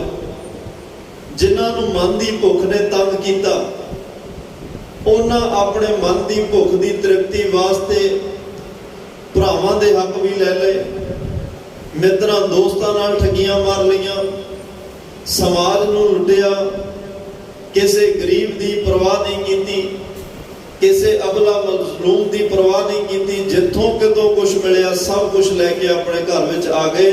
ਉਹ ਮਨ ਦੀ ਭੁੱਖ ਵਾਲੇ ਲੋਕਾਂ ਕਰਕੇ ਹੀ ਤਨ ਦੀ ਭੁੱਖ ਵੱਧ ਗਈ, ਕਿਉਂਕਿ ਮਨ ਦਾ ਭੁੱਖਾ ਇਨਸਾਨ ਚਾਹੁੰਦਾ ਸਭ ਕੁਝ ਮੇਰੇ ਘਰ ਵਿੱਚ ਆਵੇ, ਸਭ ਕੁਝ ਮੇਰੇ ਕੋਲ ਹੋਣਾ ਚਾਹੀਦਾ ਹੈ। ਪਰ ਜਿਹਦਾ ਮਨ ਰੱਜ ਜਾਂਦਾ ਹੈ ਉਹ ਕਹਿੰਦਾ ਜੋ ਕੁਝ ਮੇਰੇ ਕੋਲ ਹੈ ਪਰਮਾਤਮਾ ਸਭ ਨੂੰ ਦੇਈ, ਜੇ ਮੇਰੇ ਕੋਲ ਜ਼ਿਆਦਾ ਤੇ ਉਹ ਵੰਡ ਕੇ ਛਕਣ ਦੀ ਕੋਸ਼ਿਸ਼ ਕਰਦਾ ਹੈ ਕਿ ਮੈਂ ਇਹ ਸਾਰਿਆਂ ਵਿੱਚ ਵਰਤਾ ਕੇ ਸਾਰਿਆਂ ਵਿੱਚ ਵੰਡ ਕੇ ਛਕਾਂ। ਮਨਸੂਰ ਜਦੋਂ ਸੂਲੀ ਤੇ ਚੜ੍ਹਨ ਲੱਗਿਆ, ਇੱਕ ਦਿਨ ਕਿਸੇ ਨੇ ਸੂਲੀ ਚੜ੍ਹਨ ਤੋਂ ਇੱਕ ਦਿਨ ਪਹਿਲਾਂ ਕਿਸੇ ਨੇ 3 ਸਵਾਲ ਕੀਤੇ ਮਨਸੂਰ ਨੂੰ। ਪ੍ਰਿੰਸੀਪਲ ਗੰਗਾ ਸਿੰਘ ਨੇ ਜੀਵਨ ਕਿਰਨਾਂ ਵਿੱਚ ਇਹਦਾ ਜ਼ਿਕਰ ਕੀਤਾ। ਕਹਿੰਦੇ ਦਾਨ ਦੀ ਹੱਦ ਕੀ ਹੈ। ਦੂਸਰਾ ਸਵਾਲ ਸੀ ਤਿਆਗ ਦੀ ਹੱਦ ਕੀ ਹੈ। ਤੀਸਰਾ ਸਵਾਲ ਮਨਸੂਰ ਨੂੰ ਕੀਤਾ ਗਿਆ ਪ੍ਰੇਮ ਦੀ ਹੱਦ ਕੀ ਹੈ। ਤੇ ਉਸ ਰੱਬੀ ਆਤਮਾ ਨੇ ਕਿਹਾ 2 ਸਵਾਲਾਂ ਦੇ ਜਵਾਬ ਹੁਣੇ ਦਿਆਂਗਾ, ਤੀਸਰਾ ਸੂਲੀ ਚੜ੍ਹਨ ਲੱਗਿਆ ਦਿਆਂਗਾ। ਕਿਉਂਕਿ ਰੱਬੀ ਪਿਆਰੇ ਕਈ ਗੱਲਾਂ ਬੋਲ ਕੇ ਸਮਝਾਉਣ ਵਾਲੀਆਂ ਹੁੰਦੀਆਂ, ਕਈ ਪ੍ਰੈਕਟੀਕਲ ਕਰਕੇ ਵਿਖਾਉਣ ਵਾਲੀਆਂ ਹੁੰਦੀਆਂ, ਤਾਂ ਕਿ ਕਹਿਣੀ ਤੇ ਕਥਨੀ ਦੇ ਵਿੱਚ ਜਿਹੜਾ ਪੂਰਾ ਹੋਏਗਾ ਉਹ ਪ੍ਰੈਕਟੀਕਲ ਕਰਕੇ ਗੱਲ ਪੱਕੀ ਕਰਕੇ ਤਸਦੀਕ ਕਰ ਦਿੰਦਾ, ਮੋਹਰ ਲਾ ਦਿੰਦਾ ਵੀ ਇਹ ਗੱਲ ਵਿੱਚ ਕੋਈ ਦੋ ਰਾਹ ਨਹੀਂ, ਮੈਂ ਇਕੱਲਾ ਕਹਿ ਕੇ ਨਹੀਂ ਚੱਲਿਆ, ਤੈਨੂੰ ਕਮਾ ਕੇ ਵੀ ਦੱਸ ਕੇ ਚੱਲਿਆ। ਮਨਸੂਰ ਨੂੰ ਉਹਨਾਂ ਦੇ ਮਿੱਤਰ ਨੇ ਇੱਕ ਰੋਟੀ ਦਾ ਟੁਕੜਾ ਦਿੱਤਾ ਕਿ ਮਨਸੂਰ ਜਦੋਂ ਭੁੱਖ ਆਤੀ ਲੱਗੇ ਇਹ ਤੈਨੂੰ ਇੰਨੇ ਤਸੀਹੇ ਦੇਣਗੇ, ਤੈਨੂੰ ਇੰਨਾ ਪਾਣੀ ਦੀ ਘੁੱਟ ਤੱਕ ਨਹੀਂ ਦੇਣੀ, ਪ੍ਰਸ਼ਾਦਾ ਦਾ ਕੀ ਦੇਣਾ, ਜਦੋਂ ਅੱਤ ਦੀ ਭੁੱਖ ਲੱਗੀ ਆ ਰੋਟੀ ਦਾ ਟੁਕੜਾ ਛਕ ਲਿਆ। ਮਨਸੂਰ ਨੇ ਉਹ ਟੁਕੜਾ ਆਪਣੇ ਬੋਝੇ 'ਚ ਪਾਇਆ ਤੇ ਉਸ ਸਵਾਲੀਏ ਦਾ ਪਹਿਲਾ ਸਵਾਲ ਸੀ ਦਾਨ ਦੀ ਹੱਦ ਕੀ। ਉਹਨੇ ਕਿਹਾ ਪਹਿਲਾਂ ਮੇਰੇ ਕੋਲੋਂ ਤੈਨੂੰ ਕੁਝ ਛਕਣਾ ਪਏਗਾ, ਕੁਝ ਖਾਣਾ ਪਏਗਾ, ਫਿਰ ਤੇਰੇ ਸਵਾਲ ਦਾ ਜਵਾਬ ਦਿਆਂਗਾ। ਉਹਨੇ ਕਿਹਾ ਜੀ ਦੋ। ਸੁੱਕੀ ਹੋਈ ਉਹ ਰੋਟੀ ਦਾ ਟੁਕੜਾ ਉਸ ਦਰਵੇਸ਼ ਨੂੰ ਦਿੱਤਾ। ਉਹਨੇ ਜਦੋਂ ਪਹਿਲੀ ਬੁਰਕੀ ਪਹਿਲੀ ਚੱਕ ਮਾਰੀ, ਨਾਲ ਦੀ ਨਾਲ ਮਨਸੂਰ ਨੇ ਕਿਹਾ ਤੇਰੇ ਪਹਿਲੇ ਸਵਾਲ ਦਾ ਜਵਾਬ ਹੈ। ਮੈਨੂੰ ਪਤਾ ਸੀ ਕਿ ਮੇਰਾ ਸਰੀਰ ਰਹਿਣਾ ਨਹੀਂ, ਅੱਜ ਨਹੀਂ ਕੱਲ ਨਹੀਂ ਪਰਸੋਂ ਇਹਨਾਂ ਪੱਥਰ ਮਾਰ ਕੇ ਸੂਲੀਆਂ ਚੜਾ ਕੇ ਮੈਨੂੰ ਖਤਮ ਕਰ ਦੇਣਾ। ਤੇ ਮੈਂ ਸੋਚਿਆ ਜਦੋਂ ਤਨ ਮੇਰੇ ਨੇ ਰਹਿਣਾ ਹੀ ਨਹੀਂ, ਫਿਰ ਇਹ ਰੋਟੀ ਦਾ ਟੁਕੜਾ ਮੈਂ ਕਿਉਂ ਖਾਵਾਂ, ਮੈਂ ਤਾਂ ਚਲੇ ਹੀ ਜਾਣਾ। ਇਹ ਕਿਸੇ ਲੋੜਵੰਦ ਨੂੰ ਦਿਆਂਗਾ ਜਿਹਨੇ ਲੰਬਾ ਸਮਾਂ ਹਜੇ ਜਿਉਣਾ ਹੈ, ਜਿਹਨੂੰ ਵਾਰ-ਵਾਰ ਭੁੱਖ ਤੰਗ ਕਰਦੀ ਆ। ਮੈਂ ਤਾਂ 1-2 ਦਿਨ ਭੁੱਖ ਦਾ ਦੁੱਖ ਕੱਟ ਕੇ ਤੇ ਆਪਣਾ ਆਪ ਦੇ ਚੋਲਾ ਸਮੇਟ ਲਾਂਗਾ। ਕਿਸੇ ਲੋੜਵੰਦ ਨੂੰ ਰੋਟੀ ਦਾ ਟੁਕੜਾ ਦੇ ਕੇ ਉਹਦੀ ਭੁੱਖ ਖਤਮ ਹੋ ਜਾਏਗੀ। ਤੇ ਇਹ ਤੇਰੇ ਪਹਿਲੇ ਸਵਾਲ ਦਾ ਜਵਾਬ ਹੈ, ਆਪਣੀ ਰੋਟੀ ਕਿਸੇ ਨੂੰ ਦੇ ਦੇਣੀ ਇਹ ਦਾਨ ਦੀ ਹੱਦ ਹੁੰਦੀ ਹੈ। ਆਪਣੇ ਜੇਬ ਚੋਂ ਕੱਢ ਕੇ ਕਿਸੇ ਨੂੰ ਦੇ ਦੇਣਾ ਇਹ ਦਾਨ ਦੀ ਹੱਦ ਹੈ। ਆਪਣੀ ਤਲੀ ਤੋਂ ਚੱਕ ਕੇ ਕਿਸੇ ਦੀ ਤਲੀ ਤੇ ਰੱਖ ਦੇਣਾ ਇਹ ਦਾਨ ਦੀ ਹੱਦ ਹੈ। ਦੂਸਰਾ ਸਵਾਲ ਸੀ ਤਿਆਗ ਦੀ ਹੱਦ ਕੀ। ਤੇ ਮਨਸੂਰ ਜੀ ਨੇ ਕਿਹਾ ਜਿੰਨੀ ਦੇਰ ਤੱਕ ਇਸ ਗੱਲ ਦੀ ਸਮਝ ਨਹੀਂ ਆਉਂਦੀ ਕਿ ਇਹ ਤਨ ਮੈਂ ਤਿਆਗਣਾ ਹੈ, ਤਨ ਨੂੰ ਛੱਡਣਾ ਹੈ, ਉਨੀ ਦੇਰ ਤੱਕ ਇਨਸਾਨ ਇਹ ਤਨ ਦੇ ਨਾਲ ਜੁੜੀਆਂ ਹੋਈਆਂ ਝੂਠੀਆਂ ਚੀਜ਼ਾਂ ਨਾਲ ਮੋਹ ਪਾਉਂਦਾ ਰਹਿੰਦਾ। ਤਨ ਦੇ ਨਾਲ ਜੋ ਕੁਝ ਜੁੜਿਆ ਹੈ ਉਹਦੇ ਨਾਲ ਇਹਦੇ ਮੋਹ ਦੀਆਂ ਦੰਦਾਂ ਹੋਰ ਗੂੜੀਆਂ ਹੋ ਜਾਂਦੀਆਂ। ਪਰ ਜਦੋਂ ਨੂੰ ਇਸ ਗੱਲ ਦੀ ਸਮਝ ਲੱਗ ਜਾਂਦੀ ਹੈ ਵੀ ਤਨ ਤਾਂ ਤਿਆਗਣਾ ਹੈ, ਮੇਰੇ ਕੋਲੇ ਰਹਿਣਾ ਨਹੀਂ, ਫਿਰ ਇਹ ਤਨ ਨਾਲ ਜੁੜੀਆਂ ਹੋਈਆਂ ਚੀਜ਼ਾਂ ਨੂੰ ਤਨ ਤਿਆਗਣ ਤੋਂ ਪਹਿਲਾਂ ਹੀ ਤਿਆਗ ਦਿੰਦਾ। ਕੋਈ ਮੋਹ ਨਹੀਂ ਕਰਦਾ। ਇਹ ਤਿਆਗ ਦੀ ਹੱਦ ਹੈ, ਜਿਉਂਦੇ ਜੀ ਸਭ ਕੁਝ ਤਿਆਗ ਦੇਣਾ। ਆਪਣੀ ਲੋੜ ਮੁਤਾਬਕ, ਲੋੜ ਪ੍ਰਮਾਤਮਾ ਹਰ ਇੱਕ ਦੀ ਪੂਰੀ ਕਰਦਾ ਹੈ, ਲੋੜਾਂ ਤਾਂ ਪੂਰੀਆਂ ਹੋ ਜਾਂਦੀਆਂ ਨੇ, ਪਰ ਲੋੜ ਤੋਂ ਵੱਧ ਕੇ ਜਦੋਂ ਇਨਸਾਨ ਕੁਝ ਕਰਦਾ ਤੇ ਉਹ ਇੱਕ ਭੁੱਖ ਪੈਦਾ ਹੋ ਜਾਂਦੀ ਆ। ਭੁੱਖ ਦੇ ਕਈ ਰੂਪ ਨੇ, ਕਈ ਤਰ੍ਹਾਂ ਦੀ। ਇਹ ਇੱਕ ਮਨ ਦੀ ਭੁੱਖ ਕਈ ਭੁੱਖਾਂ ਨੂੰ ਜਨਮ ਦਿੰਦੀ ਹੈ। ਉਹਨਾਂ ਕਿਹਾ ਜਦੋਂ ਇਹ ਤਿਆਗ ਦੀ ਹੱਦ ਹੈ, ਜਦੋਂ ਤਨ ਨੂੰ ਤਿਆਗਣ ਦੀ ਸਮਝ ਆਉਂਦੀ ਹੈ ਤੇ ਤਨ ਨਾਲ ਜੁੜੀਆਂ ਚੀਜ਼ਾਂ ਨੂੰ ਇਨਸਾਨ ਜਿਉਂਦੇ ਦੀ ਤਿਆਗ ਦਿੰਦਾ ਹੈ। ਤੇ ਤੀਸਰੇ ਸਵਾਲ ਦਾ ਜਵਾਬ ਉਹ ਕਹਿੰਦੇ ਸੂਲੀ ਤੇ ਚੜ੍ਹਨ ਲੱਗਿਆ ਦਿਆਂਗਾ। ਪ੍ਰੇਮ ਦੀ ਹੱਦ ਕੀ? ਜਦੋਂ ਮਨਸੂਰ ਨੂੰ ਸੂਲੀ ਤੇ ਚੜਾਇਆ ਗਿਆ, ਸਾਰੇ ਸਰੀਰ ਵਿੱਚ ਕਹਿੰਦੇ ਕਿੱਲਾਂ ਵੀ ਠੋਕੀਆਂ ਗਈਆਂ, ਪੈਰਾਂ 'ਚ ਕਿੱਲਾਂ, ਹੱਥਾਂ 'ਚ ਕਿੱਲਾਂ। ਪਹਿਲਾਂ ਖੱਬੀ ਲੱਤ ਨੂੰ ਵੱਢਿਆ ਗਿਆ, ਫਿਰ ਸੱਜੀ ਲੱਤ ਵੱਢੀ ਗਈ, ਫਿਰ ਖੱਬੀ ਬਾਂਹ ਵੱਢੀ ਗਈ, ਫਿਰ ਸੱਜੀ ਬਾਂਹ ਵੱਢੀ ਗਈ, ਫਿਰ ਖੱਬੀ ਅੱਖ ਕੱਢੀ ਗਈ, ਫਿਰ ਸੱਜੀ ਅੱਖ ਕੱਢੀ ਗਈ। ਐਨੇ ਤਸੀਹੇ ਮਨਸੂਰ ਨੂੰ ਦਿੱਤੇ। ਉਸ ਦਿਨ ਕਿਹਾ ਸੀ ਦਰਵੇਸ਼ ਆ ਵੇਖ ਤੇਰੇ ਤੀਸਰੇ ਸਵਾਲ ਦਾ ਜਵਾਬ। ਇੱਥੋਂ ਤੱਕ ਪ੍ਰੇਮ ਪਰਮਾਤਮਾ ਨਾਲ ਹੋਵੇ, ਉਸ ਪਰਮਾਤਮਾ ਨੂੰ ਪਾਉਣ ਲਈ ਇਨਸਾਨ ਆਪਣਾ ਅੰਗ ਉਹਦੇ ਉੱਪਰ ਦੀ ਵਾਰ ਹੈ। ਇਹ ਪ੍ਰੇਮ ਦੀ ਹੱਦ ਹੈ। ਆਪਣਾ ਆਪ ਇੱਕ ਇੱਕ ਸਰੀਰ ਦਾ ਕਤਰਾ, ਰੋਮ, ਇੱਕ ਇੱਕ ਤਨ ਦੇ ਵਿੱਚ ਪਈ ਖੂਨ ਦੀ ਬੂੰਦ, ਇੱਕ ਇੱਕ ਸਰੀਰ ਦਾ ਅੰਗ ਉਹਦੇ ਉੱਪਰ ਦੀ ਵਾਰ ਜਾਏ, ਇਹਨੂੰ ਪ੍ਰੇਮ ਦੀ ਹੱਦ ਕਿਹਾ ਜਾਂਦਾ ਹੈ। ਪਰ ਇਹ ਪ੍ਰੇਮ ਦੀਆਂ ਹੱਦਾਂ ਉਹੀ ਟੱਪਦੇ ਆ, ਤਿਆਗ ਦੀਆਂ ਹੱਦਾਂ ਤੇ ਦਾਨ ਦੀਆਂ ਹੱਦਾਂ ਉਹੀ ਟੱਪਦੇ ਆ ਜਿਨ੍ਹਾਂ ਦੇ ਮਨ ਦੀ ਭੁੱਖ ਖਤਮ ਹੋ ਜਾਏ। ਜਿਹੜੇ ਮਨ ਕਰਕੇ ਰਾਜਣ, ਮਨ ਦਾ ਭੁੱਖਾ ਬੰਦਾ ਐਵੇਂ ਦਾ ਨਹੀਂ ਹੋ ਸਕਦਾ। ਮਨ ਦੇ ਭੁੱਖੇ ਇਨਸਾਨ ਨੂੰ ਤਾਂ ਉਹ ਕਹਿੰਦਾ ਸਭ ਕੁਝ ਮੇਰੇ ਕੋਲ ਹੋਵੇ, ਕਿਸੇ ਕੋਲੇ ਕੁਝ ਨਹੀਂ ਚਾਹੀਦਾ। ਸਾਰਾ ਕੁਝ, ਸਾਰੇ ਸੰਸਾਰ ਦੇ ਸੁੱਖ, ਆਰਾਮ, ਪੈਸਾ, ਧਨ ਦੌਲਤ। ਅੱਜ ਆ ਅਮੀਰਾਂ ਲੋਕਾਂ ਦੇ ਹਾਲਾਤ ਵੇਖਦੇ ਆ। ਦੌੜ ਕੀ ਹੈ? ਰੋਟੀ ਤਾਂ ਕਣਕ ਦੀ ਖਾਂਦੇ ਆ, ਕੋਈ ਸੋਨੇ ਦੀ ਰੋਟੀ ਤਾਂ ਖਾਂਦਾ ਨਹੀਂ ਨਾ। ਕਿਸੇ ਦੇ ਘਰ ਚਾਂਦੀ ਦੀ ਰੋਟੀ ਨਹੀਂ ਬਣਦੀ। ਸਾਰੇ ਕਣਕ ਦੀ, ਆਟੇ ਚਲੋ ਅਲੱਗ-ਅਲੱਗ ਹੋ ਸਕਦੇ ਆ, ਪਰ ਰੋਟੀ ਖਾਂਦੇ ਤਾਂ ਅਨਾਜ ਨੇ ਨਾ। ਪਰ ਉਹ ਅਨਾਜ ਦੀ ਭੁੱਖ ਪੂਰੀ ਕਰਨ ਵਾਸਤੇ ਸਾਰੇ ਸੰਸਾਰ ਨੂੰ ਭੁੱਖਾ ਕਰਨ ਤੇ ਲੱਗੇ ਹੋਏ। ਆਪਣੇ ਮਨ ਨੂੰ ਰਜਾਉਣ ਵਾਸਤੇ ਕਿੰਨੀ ਦੁਨੀਆ ਨੂੰ ਤਨ ਦੀ ਭੁੱਖ ਲਈ ਮਜਬੂਰ ਕਰ ਦਿੱਤਾ। ਇਹੋ ਜਿਹੇ ਲੋਕ ਨੇ, ਮੈਂ ਪਿੱਛੇ ਕਿਸੇ ਦਾ ਕੋਈ ਅੰਕੜਾ ਆਇਆ ਸੀ, ਹੋ ਸਕਦਾ ਗਲਤ ਹੋਵੇ ਜਾਂ ਸਹੀ ਹੋਵੇ, 135-40 ਕਰੋੜ ਦੀ ਇਸ ਦੇਸ਼ ਦੀ ਆਬਾਦੀ ਹੈ ਤੇ ਉਹ ਕਹਿੰਦੇ ਸੀ 20 ਕਰੋੜ ਦੇ ਕਰੀਬ ਲੋਕ ਹਲੇ ਵੀ ਇਹੋ ਜਿਹੇ ਨੇ ਸਾਡੇ ਦੇਸ਼ 'ਚ ਜਿਨ੍ਹਾਂ ਨੂੰ 2 ਵਕਤ ਦੀ ਰੋਟੀ ਨਹੀਂ ਮਿਲਦੀ। 2 ਵਕਤ ਦੀ ਰੋਟੀ ਲਈ ਮੁਤਾਜ ਨੇ ਉਹ। ਇਹ ਸਿਰਫ ਆ ਜਿਹੜੇ ਅਮੀਰ ਮਨ ਦੇ ਭੁੱਖੇ ਲੋਕਾਂ ਦੀ ਦੇਣ ਗਏ, ਜਿਹੜੇ ਆਪਣੇ ਮਨ ਨੂੰ ਰਜਾਉਣ ਲਈ, ਮਨ ਹਲੇ ਵੀ ਨਹੀਂ ਰਜਿਆ ਪਰ ਉਹ ਆਪਣੇ ਮਨ ਦੀਆਂ ਭੁੱਖਾਂ ਪੂਰੀਆਂ ਕਰਨ ਵਾਸਤੇ ਸੰਸਾਰ ਨੂੰ ਤਨ ਦੀਆਂ ਭੁੱਖਾਂ ਦੇਣ ਲੱਗੇ ਹੋਏ। ਮਨ ਦੀ ਭੁੱਖ, ਵਿਕਾਰਾਂ ਦੀ ਭੁੱਖ ਲੱਗਦੀ ਹੈ। ਵਿਕਾਰਾਂ ਦੀ ਪੂਰਤੀ ਲਈ ਫਿਰ ਆਪਣਾ ਪਰਾਇਆ, ਛੇਵੇਂ ਕਾਮ ਨਾ ਪੁੱਛਿਆ ਜਾਤ। ਕੁਛ ਨਹੀਂ ਨੂੰ ਆਪਣੇ ਬਗਾਨੇ, ਆਪਣੇ ਪਰਾਏ ਦਾ ਪਤਾ ਲੱਗਦਾ। ਸਾਰੀਆਂ ਹੱਦ ਬੰਨਾ ਟੱਪ ਕੇ ਵਿਕਾਰਾਂ ਦੀ ਭੁੱਖ ਦੀ ਤ੍ਰਿਪਤੀ ਵਾਸਤੇ ਜਾਤ ਪਜਾਤ ਸਾਰੀਆਂ ਗੱਲਾਂ ਨੂੰ ਸਿੱਕੇ ਟੰਗ ਕੇ ਇਹ ਕਲੰਕ ਖੱਟ ਬੈਠਦਾ ਹੈ। ਪਰ ਇਹ ਭੁੱਖਾਂ ਦੇ ਵਿੱਚੋਂ ਦੁੱਖ ਜਨਮ ਲੈਂਦੇ ਆ। ਨਿਮਕ ਕਾਮ ਸਵਾਦ ਕਾਰਨ ਕੋਟ ਦਿਨਸ ਦੁੱਖ ਪਾਵੇ, ਘੜੀ ਮੋਦ ਰੰਗ ਮਾਣੈ ਰੜੀਆਂ ਬੌਰ ਪਛਤਾਵੇ। ਇੱਕ ਨਿਮਕ ਕਰਕੇ, ਇੱਕ ਨਿਮਕ ਦੇ ਰਸ ਲਈ ਉਸ ਮਨ ਦੀ ਭੁੱਖ, ਵਿਕਾਰਾਂ ਦੀ ਭੁੱਖ ਪੂਰੀ ਕਰਨ ਵਾਸਤੇ ਫਿਰ ਉਹ ਦੁੱਖਾਂ ਦਾ ਜਨਮ ਦੇ ਜਾਂਦੀ ਹੈ। ਉਸ ਭੁੱਖ ਚੋਂ ਦੁੱਖ ਨਿਕਲਦਾ ਹੈ। ਫਿਰ ਇਸ ਮਨ ਨੂੰ ਭੁੱਖ ਲੱਗੀ ਬਹੁਤਾ ਪੈਸਾ ਇਕੱਠਾ ਕਰਨ ਦੀ। ਉਸ ਭੁੱਖ ਨੇ ਦਿਨ ਰਾਤ ਟਿਕਣ ਨਹੀਂ ਦਿੱਤਾ। ਸਹਿਸ ਖੱਟੇ ਲੱਗ ਕੋ ਉਠਤਾਵੇ, ਤ੍ਰਿਵਤ ਨਾ ਆਵੇ, ਮਾਇਆ ਪਾਛੈ ਪਾਵੇ। ਉਹ ਤਨ ਦੀ ਭੁੱਖ, ਉਹ ਪੈਸੇ ਦੀ ਭੁੱਖ ਪੂਰੀ ਕਰਦਾ ਫਿਰ ਉਸ ਭੁੱਖ ਨੇ ਵੀ ਦੁੱਖ ਨੂੰ ਜਨਮ ਦਿੱਤਾ। ਬਾਅਦ ਵਿੱਚ ਜਦੋਂ ਉਹ ਪੈਸਾ ਦੱਸਣਾ ਹੀ ਨਹੀਂ ਆਇਆ ਵੀ ਕਿੱਥੋਂ ਆਇਆ, ਕਿਵੇਂ ਲਿਆਂਦਾ, ਜਿਉਂਦੇ ਜੀ ਜੇਲ੍ਹਾਂ 'ਚ ਧੱਕੇ ਖਾਣੇ ਪਏ, ਉਹ ਪੈਸਾ ਕੰਮ ਨਹੀਂ ਆਇਆ। ਉਹ ਪੈਸੇ ਦੀ ਭੁੱਖ ਨੇ ਸਰੀਰ ਰੋਗੀ ਕਰ ਦਿੱਤਾ। ਜਿਹੜਾ ਪਾਪ ਕਰਕੇ ਇਕੱਠਾ ਕੀਤਾ ਬਾਅਦ ਵਿੱਚ ਤਨ ਨੂੰ ਠੀਕ ਕਰਨ ਤੇ ਲਾ ਦਿੱਤਾ। ਪੈਸੇ ਦਾ ਰਸਤਾ ਆਨੰਦ ਮਾਣਿਆ ਹੀ ਨਹੀਂ ਗਿਆ। ਪਹਿਲਾਂ ਪਾਪ ਕੀਤੇ, ਪਾਪਾਂ 'ਚ ਵਾਧਾ ਹੋਇਆ। ਕਦੇ ਕਿਸੇ ਦਾ ਹੱਕ, ਕਦੇ ਕਿਸੇ ਦਾ ਹੱਕ ਮਾਰਿਆ, ਕਿਸੇ ਨਾਲ ਠੱਗੀ, ਕਿਸੇ ਨਾਲ ਧੋਖਾ। ਪਾਪਾਂ ਵਾਜੋ ਹੋਵੇ ਨਾਹੀ ਹੋਇਆ, ਸਾਥ ਨਾ ਜਾਈ। ਉਹ ਮਨ ਦੀ ਭੁੱਖ ਪੈਸੇ ਦੀ ਸੀ, ਉਹਨੂੰ ਪੂਰੀ ਕਰਨ ਲਈ ਪਾਪ ਵੀ ਬੇਸ਼ੁਮਾਰ ਇਕੱਠੇ ਕੀਤੇ। ਪਾਪਾਂ ਦਾ ਖਾਰ ਬਣਾ ਕੇ ਆਪਣੇ ਗਲ 'ਚ ਵੀ ਪਾਇਆ ਤੇ ਕਹਿੰਦੇ ਨੇ ਫਿਰ ਨਾਲ ਤਨ ਰੋਗੀ ਹੋ ਗਿਆ। ਫਿਰ ਤਨ ਨੂੰ ਠੀਕ ਕਰਨ ਤੇ ਉਹ ਸਾਰਾ ਪੈਸਾ ਬਰਬਾਦ ਹੋਇਆ, ਪਰ ਤਨ ਫਿਰ ਵੀ ਨਹੀਂ ਬਚਿਆ। ਤੇ ਅਗਲਾ ਜਿਹੜਾ ਪੰਧ ਸੀ ਉੱਥੇ ਵੀ ਇਹ ਨਰਕਾਂ ਦਾ ਵਾਸੀ ਬਣਿਆ। ਫਿਰ ਇਹ ਜੀਵ ਆਤਮਾ ਨੂੰ ਬੜੇ ਤਸੀਹੇ ਚੱਲਣੇ ਪਏ। ਬਾਦਸ਼ਾਹ ਨੇ ਬੜਾ ਸਪਸ਼ਟ ਕਿਹਾ ਸੀ, ਬਹੁ ਪਰਪੰਚ ਕਰ ਪਰ ਧਨ ਲਿਆਵੇ, ਸੁਤ ਦਾ ਰਾਹ ਪੈ ਆਨ ਲੁਟਾਵੇ, ਮਨ ਮੇਰੇ ਭੁੱਲੇ ਕਪਟ ਨਾ ਕੀਜੈ, ਅੰਤ ਨਵੇਰਾ ਤੇਰੇ ਜੀ ਪਹਿ ਲੀਜੈ।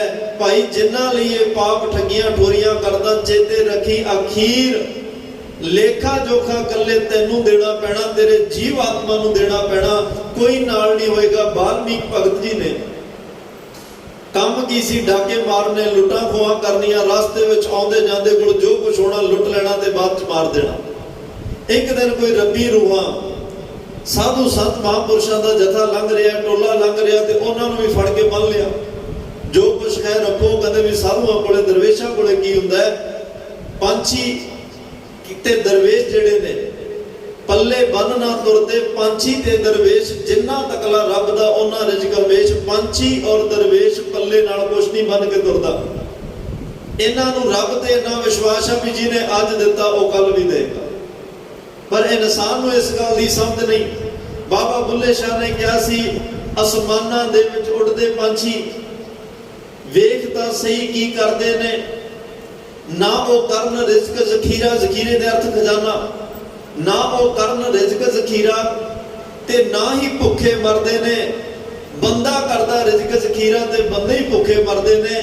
ਪੰਛੀਆਂ ਨੇ ਕੋਈ ਰਿਜ਼ਕ ਜ਼ਖੀਰਾ ਇਕੱਠਾ ਨਹੀਂ ਕੀਤਾ, ਫਿਰ ਵੀ ਉਹ ਭੁੱਖੇ ਨਹੀਂ ਰਹਿੰਦੇ। ਇਨਸਾਨ ਰਿਜ਼ਕ ਜ਼ਖੀਰੇ ਇਕੱਠੇ ਕਰਨ ਤੋਂ ਬਾਅਦ ਵੀ ਭੁੱਖਾ ਹੀ ਰਹਿ ਜਾਂਦਾ, ਕਿਉਂਕਿ ਮਨ ਦੀ ਭੁੱਖ ਹੈ। ਪਰਮਾਤਮਾ ਨੇ ਤਾਂ ਬੜਾ ਵੱਡਾ ਪਰਉਪਕਾਰ ਕੀਤਾ। ਮਾਂ ਦੇ ਗਰਭ ਵਿੱਚ ਦੋਨੇ ਭੁੱਖਾਂ ਸਾਡੀਆਂ ਦਾ ਧਿਆਨ ਰੱਖਿਆ। ਤਨ ਦੀ ਭੁੱਖ ਲਈ ਮਾਂ ਦੀਆਂ ਆਂਦਰਾਂ ਨਾਲ ਸਾਂਝ ਬਣਾ ਦਿੱਤੀ। ਮਾਂ ਦੀਆਂ ਆਂਦਰਾਂ ਰਾਹੀਂ ਤਨ ਨੂੰ ਖੁਰਾਕ ਮਿਲਦੀ ਰਹੀ, ਤਨ ਦੀ ਭੁੱਖ ਖਤਮ ਹੁੰਦੀ ਰਹੀ। ਤੇ ਉੱਥੇ ਨਾਲ ਬਾਦਸ਼ਾਹ ਨੇ ਮਾਤ ਗਰਭ ਮੈਂ ਆਪਨ ਸਿਮਰਨ ਦੇ ਤਹਿ ਤੁਮ ਰੱਖ ਨਹਾਰੇ। ਉਸ ਮਾਂ ਦੇ ਘਰ ਵਿੱਚ ਮਨ ਦੀ ਭੁੱਖ ਵਾਸਤੇ ਆਪਣਾ ਨਾਮ ਦੇ ਦਿੱਤਾ, ਆਪਣਾ ਸਿਮਰਨ ਦੇ ਦਿੱਤਾ। ਉਹ ਸਿਮਰਨ ਨਾਲ ਮਨ ਦੀ ਭੁੱਖ ਮਿਟਦੀ ਗਈ। ਮਾਂ ਦੀਆਂ ਆਂਦਰਾਂ ਤੋਂ ਮਿਲੀ ਹੋਈ ਖੁਰਾਕ ਨਾਲ ਤਨ ਦੀ ਭੁੱਖ ਮਿਟਦੀ ਗਈ। ਪਰ ਜਿਵੇਂ ਇਹ ਮਾਤ ਲੋਕ ਸੰਸਾਰ ਤੇ ਆਇਆ, ਮਨ ਦੀ ਭੁੱਖ ਇੰਨੀ ਵੱਧ ਗਈ। ਤੇ ਕਦੇ ਸਮਾਂ ਸੀ ਜਦੋਂ ਇਨਸਾਨ ਕੋਲ ਰੋਜੀ ਰੋਟੀ ਕਮਾਉਣ ਦੇ ਹੀਲੇ ਵਸੀਲੇ ਘੱਟ ਸੀ। ਰੋਟੀ ਘੱਟ ਕਮਾਉਂਦਾ ਸੀ ਤੇ ਖਾਂਦਾ ਜ਼ਿਆਦਾ ਸੀ, ਫਿਰ ਵੀ ਕਦੇ ਭੁੱਖਾ ਨਹੀਂ ਸੀ ਰਿਹਾ। ਅੱਜ ਇਨਸਾਨ ਰੋਟੀ ਕਮਾਉਂਦਾ ਜ਼ਿਆਦਾ ਹੈ, ਖਾਂਦਾ ਘੱਟ ਹੈ। ਖਾਣ ਦਾ ਵੀ ਕਈ ਵਾਰ ਸਮਾਂ ਨਹੀਂ, ਟਿਫਨ ਤਾਂ ਘਰੋਂ ਲੈ ਜਾਂਦਾ ਪਰ ਦੁਪਹਿਰੇ ਸਮਾਂ ਹੀ ਨਹੀਂ ਲੱਗਿਆ ਉਵੇਂ ਵਾਪਸ ਆ ਜਾਂਦਾ। ਅੱਜ ਰੋਟੀ ਦੀ ਕਮੀ ਨਹੀਂ, ਪਰ ਖਾਣ ਦਾ ਹੁਕਮ ਨਹੀਂ ਤੇ ਖਾਣ ਦਾ ਸਮਾਂ ਨਹੀਂ। ਖਾ ਘਟ ਰਿਹਾ, ਰੋਟੀ ਕਮਾਉਣ ਦੇ ਚੱਕਰ ਵਿੱਚ ਖਾਂਦਾ ਘਟ ਗਏ ਤੇ ਪਰ ਲੋਕਾਂ ਦੀਆਂ ਰੋਟੀਆਂ ਖੋ ਕੇ ਘਰ 'ਚ ਬੜੀਆਂ ਲਿਆਉਂਦੇ। ਲੋਕਾਂ ਦੀਆਂ ਰੋਟੀਆਂ ਘਰ 'ਚ ਬਹੁਤ ਆਉਂਦੀਆਂ ਪਰ ਆਪ ਨੂੰ ਖਾਣ ਦਾ ਹੁਕਮ ਨਹੀਂ। ਸਮੇਂ ਦੀ ਚਾਲ ਹੈ, ਸਮੇਂ ਦਾ ਤਬਾਦਲਾ ਹੈ। ਕਦੇ ਘਰ ਛੋਟੇ ਸੀ, ਦਿਲ ਬੜੇ ਵੱਡੇ ਸੀ। ਅੱਜ ਘਰ ਇੰਨੇ ਵੱਡੇ ਵੱਡੇ ਕਰ ਲਏ ਤੇ ਦਿਲ ਬੜੇ ਸੁੰਗੜ ਗਏ। ਅੱਜ ਤਾਂ ਮਹਾਰਾਜ ਕਹਿੰਦੇ ਇਸ ਇਨਸਾਨ ਨੇ ਮਸ਼ੀਨਾਂ ਦੇ ਨਾਲ ਰਿਸ਼ਤੇ ਇੰਨੇ ਗੂੜੇ ਕਰ ਲਏ। ਉਹ ਮਸ਼ੀਨਾਂ ਨਾਲ ਪਾਏ ਹੋਏ ਰਿਸ਼ਤਿਆਂ ਕਰਕੇ ਜਿਹੜੇ ਖੂਨ ਦੇ ਰਿਸ਼ਤੇ ਨੇ ਉਹ ਫਿੱਕੇ ਹੋ ਗਏ। ਜਿਹੜੇ ਸੰਸਾਰ ਭਾਈਚਾਰਕ ਤੌਰ ਤੇ ਰਿਸ਼ਤੇ ਨੇ ਉਹ ਸਾਰੇ ਫਿੱਕੇ ਹੋ ਗਏ। ਤੇ ਅੱਜ ਇੰਨਾ ਕੁਝ ਹੁੰਦਿਆਂ ਹੋਇਆ ਵੀ ਇਨਸਾਨ ਨੂੰ ਇਕੱਲੇਪਣ ਦੀ ਜ਼ਿੰਦਗੀ 'ਚ ਜਿਉਣਾ ਪੈਂਦਾ, ਕਿਉਂਕਿ ਨੇ ਸਭ ਕੁਝ ਪੈਸੇ ਨੂੰ ਸਮਝ ਲਿਆ। ਮਨ ਦੀ ਭੁੱਖ ਕਹਿੰਦੀ ਆ ਵੀ ਪੈਸਾ ਹੀ ਸਭ ਕੁਝ ਹੁੰਦਾ ਹੈ। ਉਸ ਪੈਸੇ ਦੇ ਚੱਕਰ 'ਚ ਜਿਹੜੇ ਨਾਲ ਦੇ ਰਿਸ਼ਤੇ ਉਹ ਸਾਰਿਆਂ ਨੂੰ ਇਨਕਾਰ ਕਰ ਦਿੱਤਾ।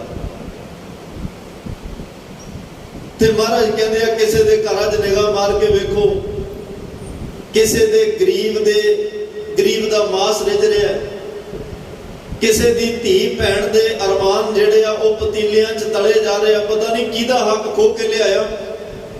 ਅੱਜ ਉਹਨੂੰ ਪਤੀਲਿਆਂ ਵਿੱਚ ਉਹਦੇ ਵਿੱਚ ਚੰਗੇ ਚੰਗੇ ਮਸਾਲੇ ਪਾ ਕੇ ਉਸ ਹੱਕ ਪਰਾਏ ਨੂੰ ਸਵਾਦਿਸ਼ਟ ਬਣਾ ਕੇ ਖਾਣ ਦੀ ਕੋਸ਼ਿਸ਼ ਕਰ ਰਿਹਾ।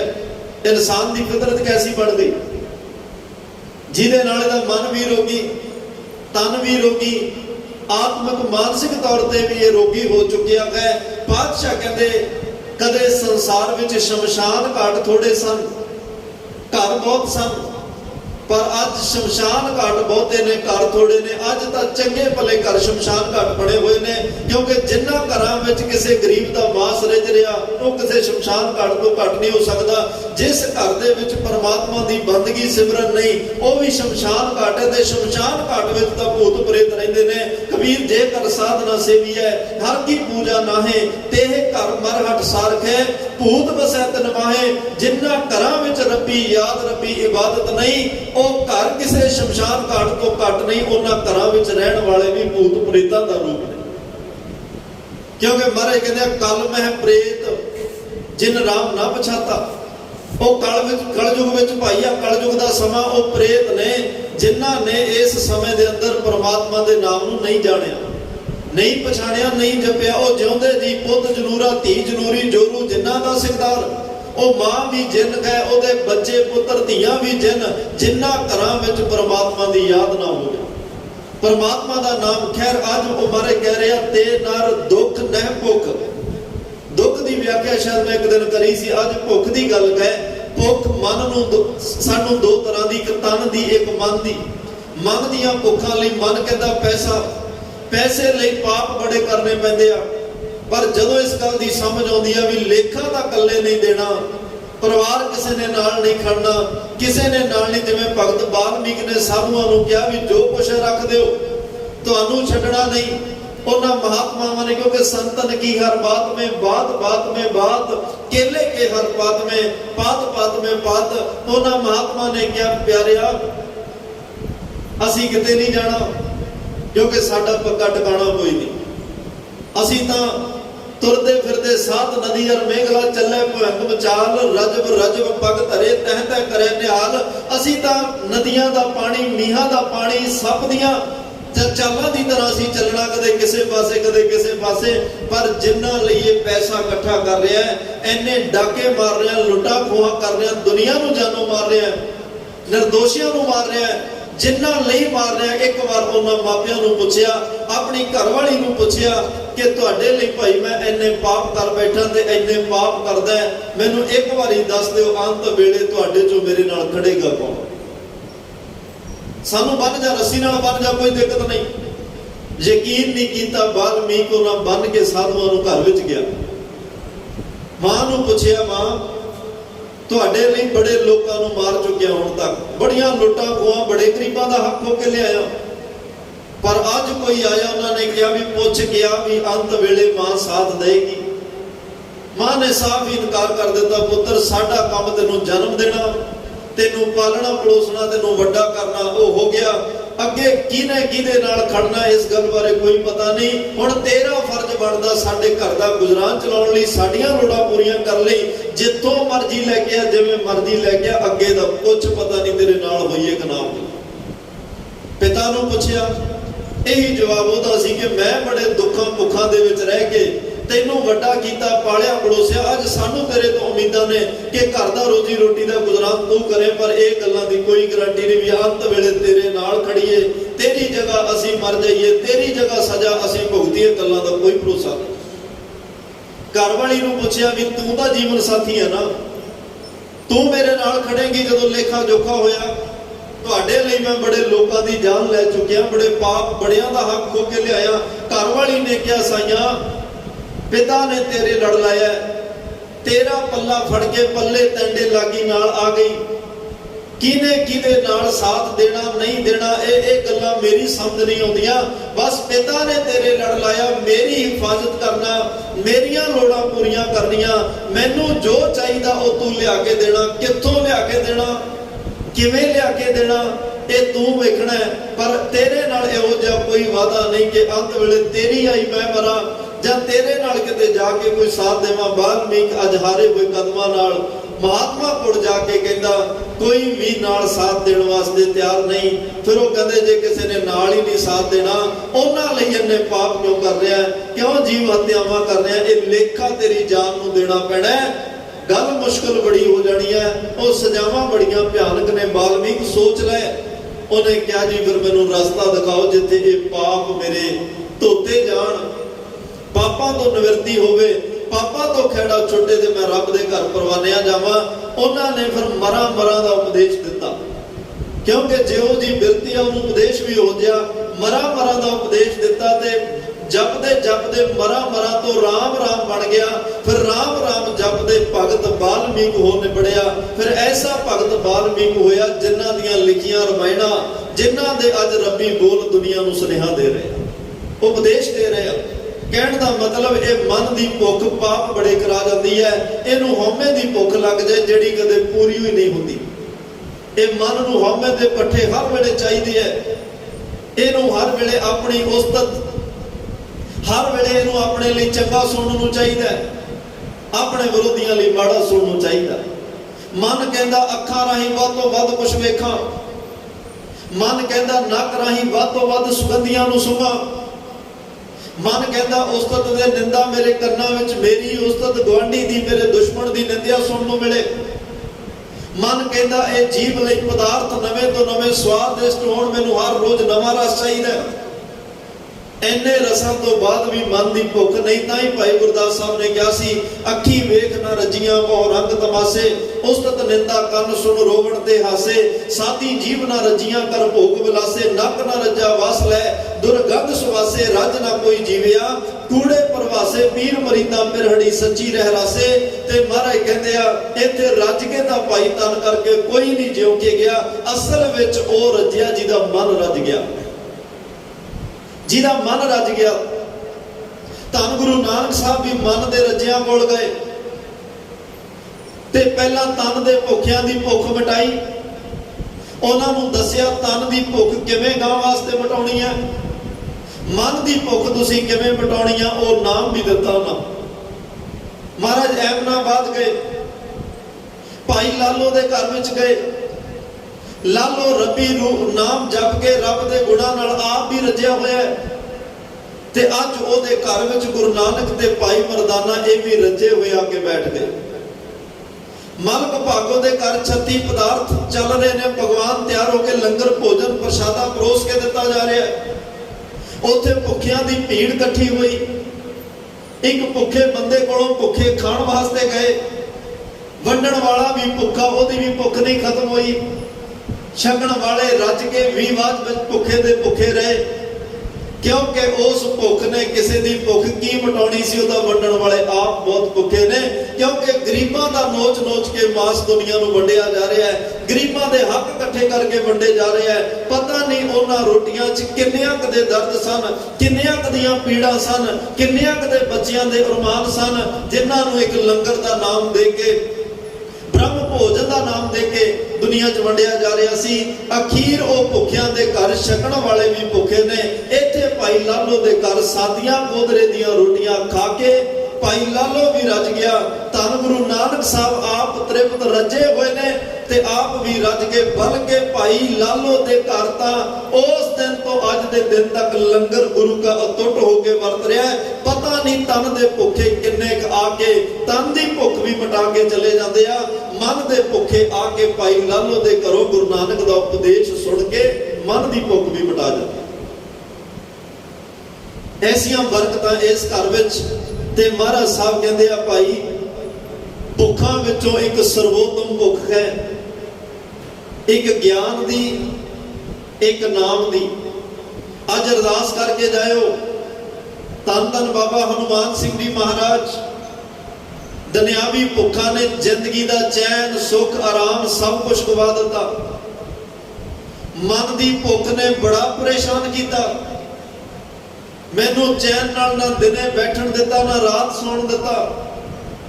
मैं इस मन दियां भुखां पिछे पता नहीं किन्ने पुठे सीधे काम कर गया, पाप कर गया, अपने बगानियां नाल वधीकियां कर गया, पर यह मन मेरा हले भी रजिया नहीं। अज किरपा करो मैनू वो ज्ञान बख्शो जिस ज्ञान नाल मैनू इन्नी क समझ आ जाए कि यह मन की भुख मिटदी किवें है। मैनू वो ज्ञान का बख्श दिओ ना जिस नाल मैनू इन्नी क गल ही पता लग जाए ये मन रजदा किवें है। धन गुरु नानक साहब नूं 12 साल का बच्चा मिलता है, घरों दुध लिया के छकाउंदा है। पातशाह ने दुध छक के सुभाव की किया सी, रज गए, तृप्त हो गए, आनंद आ गया। उस 12 साल के बच्चे का दूसरा सवाल सी, बाबा दुध ਛਕ ਕੇ ਤੁਸੀਂ ਕਿਹਾ ਰੱਜ ਕੇ ਤ੍ਰਿਪਤ ਹੋ ਗਏ, ਆਨੰਦ ਆ ਗਿਆ। ਦੁੱਧ ਪੀ ਕੇ ਤਾਂ ਤਨ ਰੱਜਿਆ ਹੋਏਗਾ ਨਾ। ਕੋਈ ਇਹੋ ਜੀ ਵਸਤੂ ਵੀ ਹੈ, ਕੋਈ ਇਹੋ ਜਿਹਾ ਪਦਾਰਥ ਵੀ ਹੈ ਜਿਹਨੂੰ ਛਕ ਕੇ ਸਾਡਾ ਮਨ ਵੀ ਰੱਜ ਜਾਏ। ਕੋਈ ਇਹੋ ਜੀ ਦਾਤ ਹੈ ਜਿਹਨੂੰ ਛਕ ਕੇ ਸਾਡਾ ਮਨ ਵੀ ਰੱਜ ਜਾਏ। ਮਹਾਰਾਜ ਨੇ ਕਿਹਾ ਭਾਈ ਉਮਰ 12 ਸਾਲ ਬੱਚਿਆਂ ਵਾਲੀ ਪਰ ਗੱਲਾਂ ਗੁੱਡਿਆਂ ਵਾਲੀਆਂ, ਤੇਰਾ ਨਾਮ ਵੀ ਭਾਈ ਬੁੱਢਾ ਹੋਣਾ ਚਾਹੀਦਾ। ਇਹੋ ਜਿਹੇ ਸਵਾਲ ਤਾਂ 80-90 ਸਾਲ ਦੇ ਬਜ਼ੁਰਗ ਨਹੀਂ ਕਰਦੇ ਜਿਹੜਾ ਤੂੰ 12 ਸਾਲ ਦੀ ਉਮਰ 'ਚ ਕੀਤਾ। ਪਾਤਸ਼ਾਹ ਕਹਿੰਦੇ ਹਾਂ, ਇਹ ਮਨ ਨੂੰ ਰਜਾਉਣ ਵਾਸਤੇ ਪਰਮਾਤਮਾ ਦਾ ਨਾਮ ਹੈ।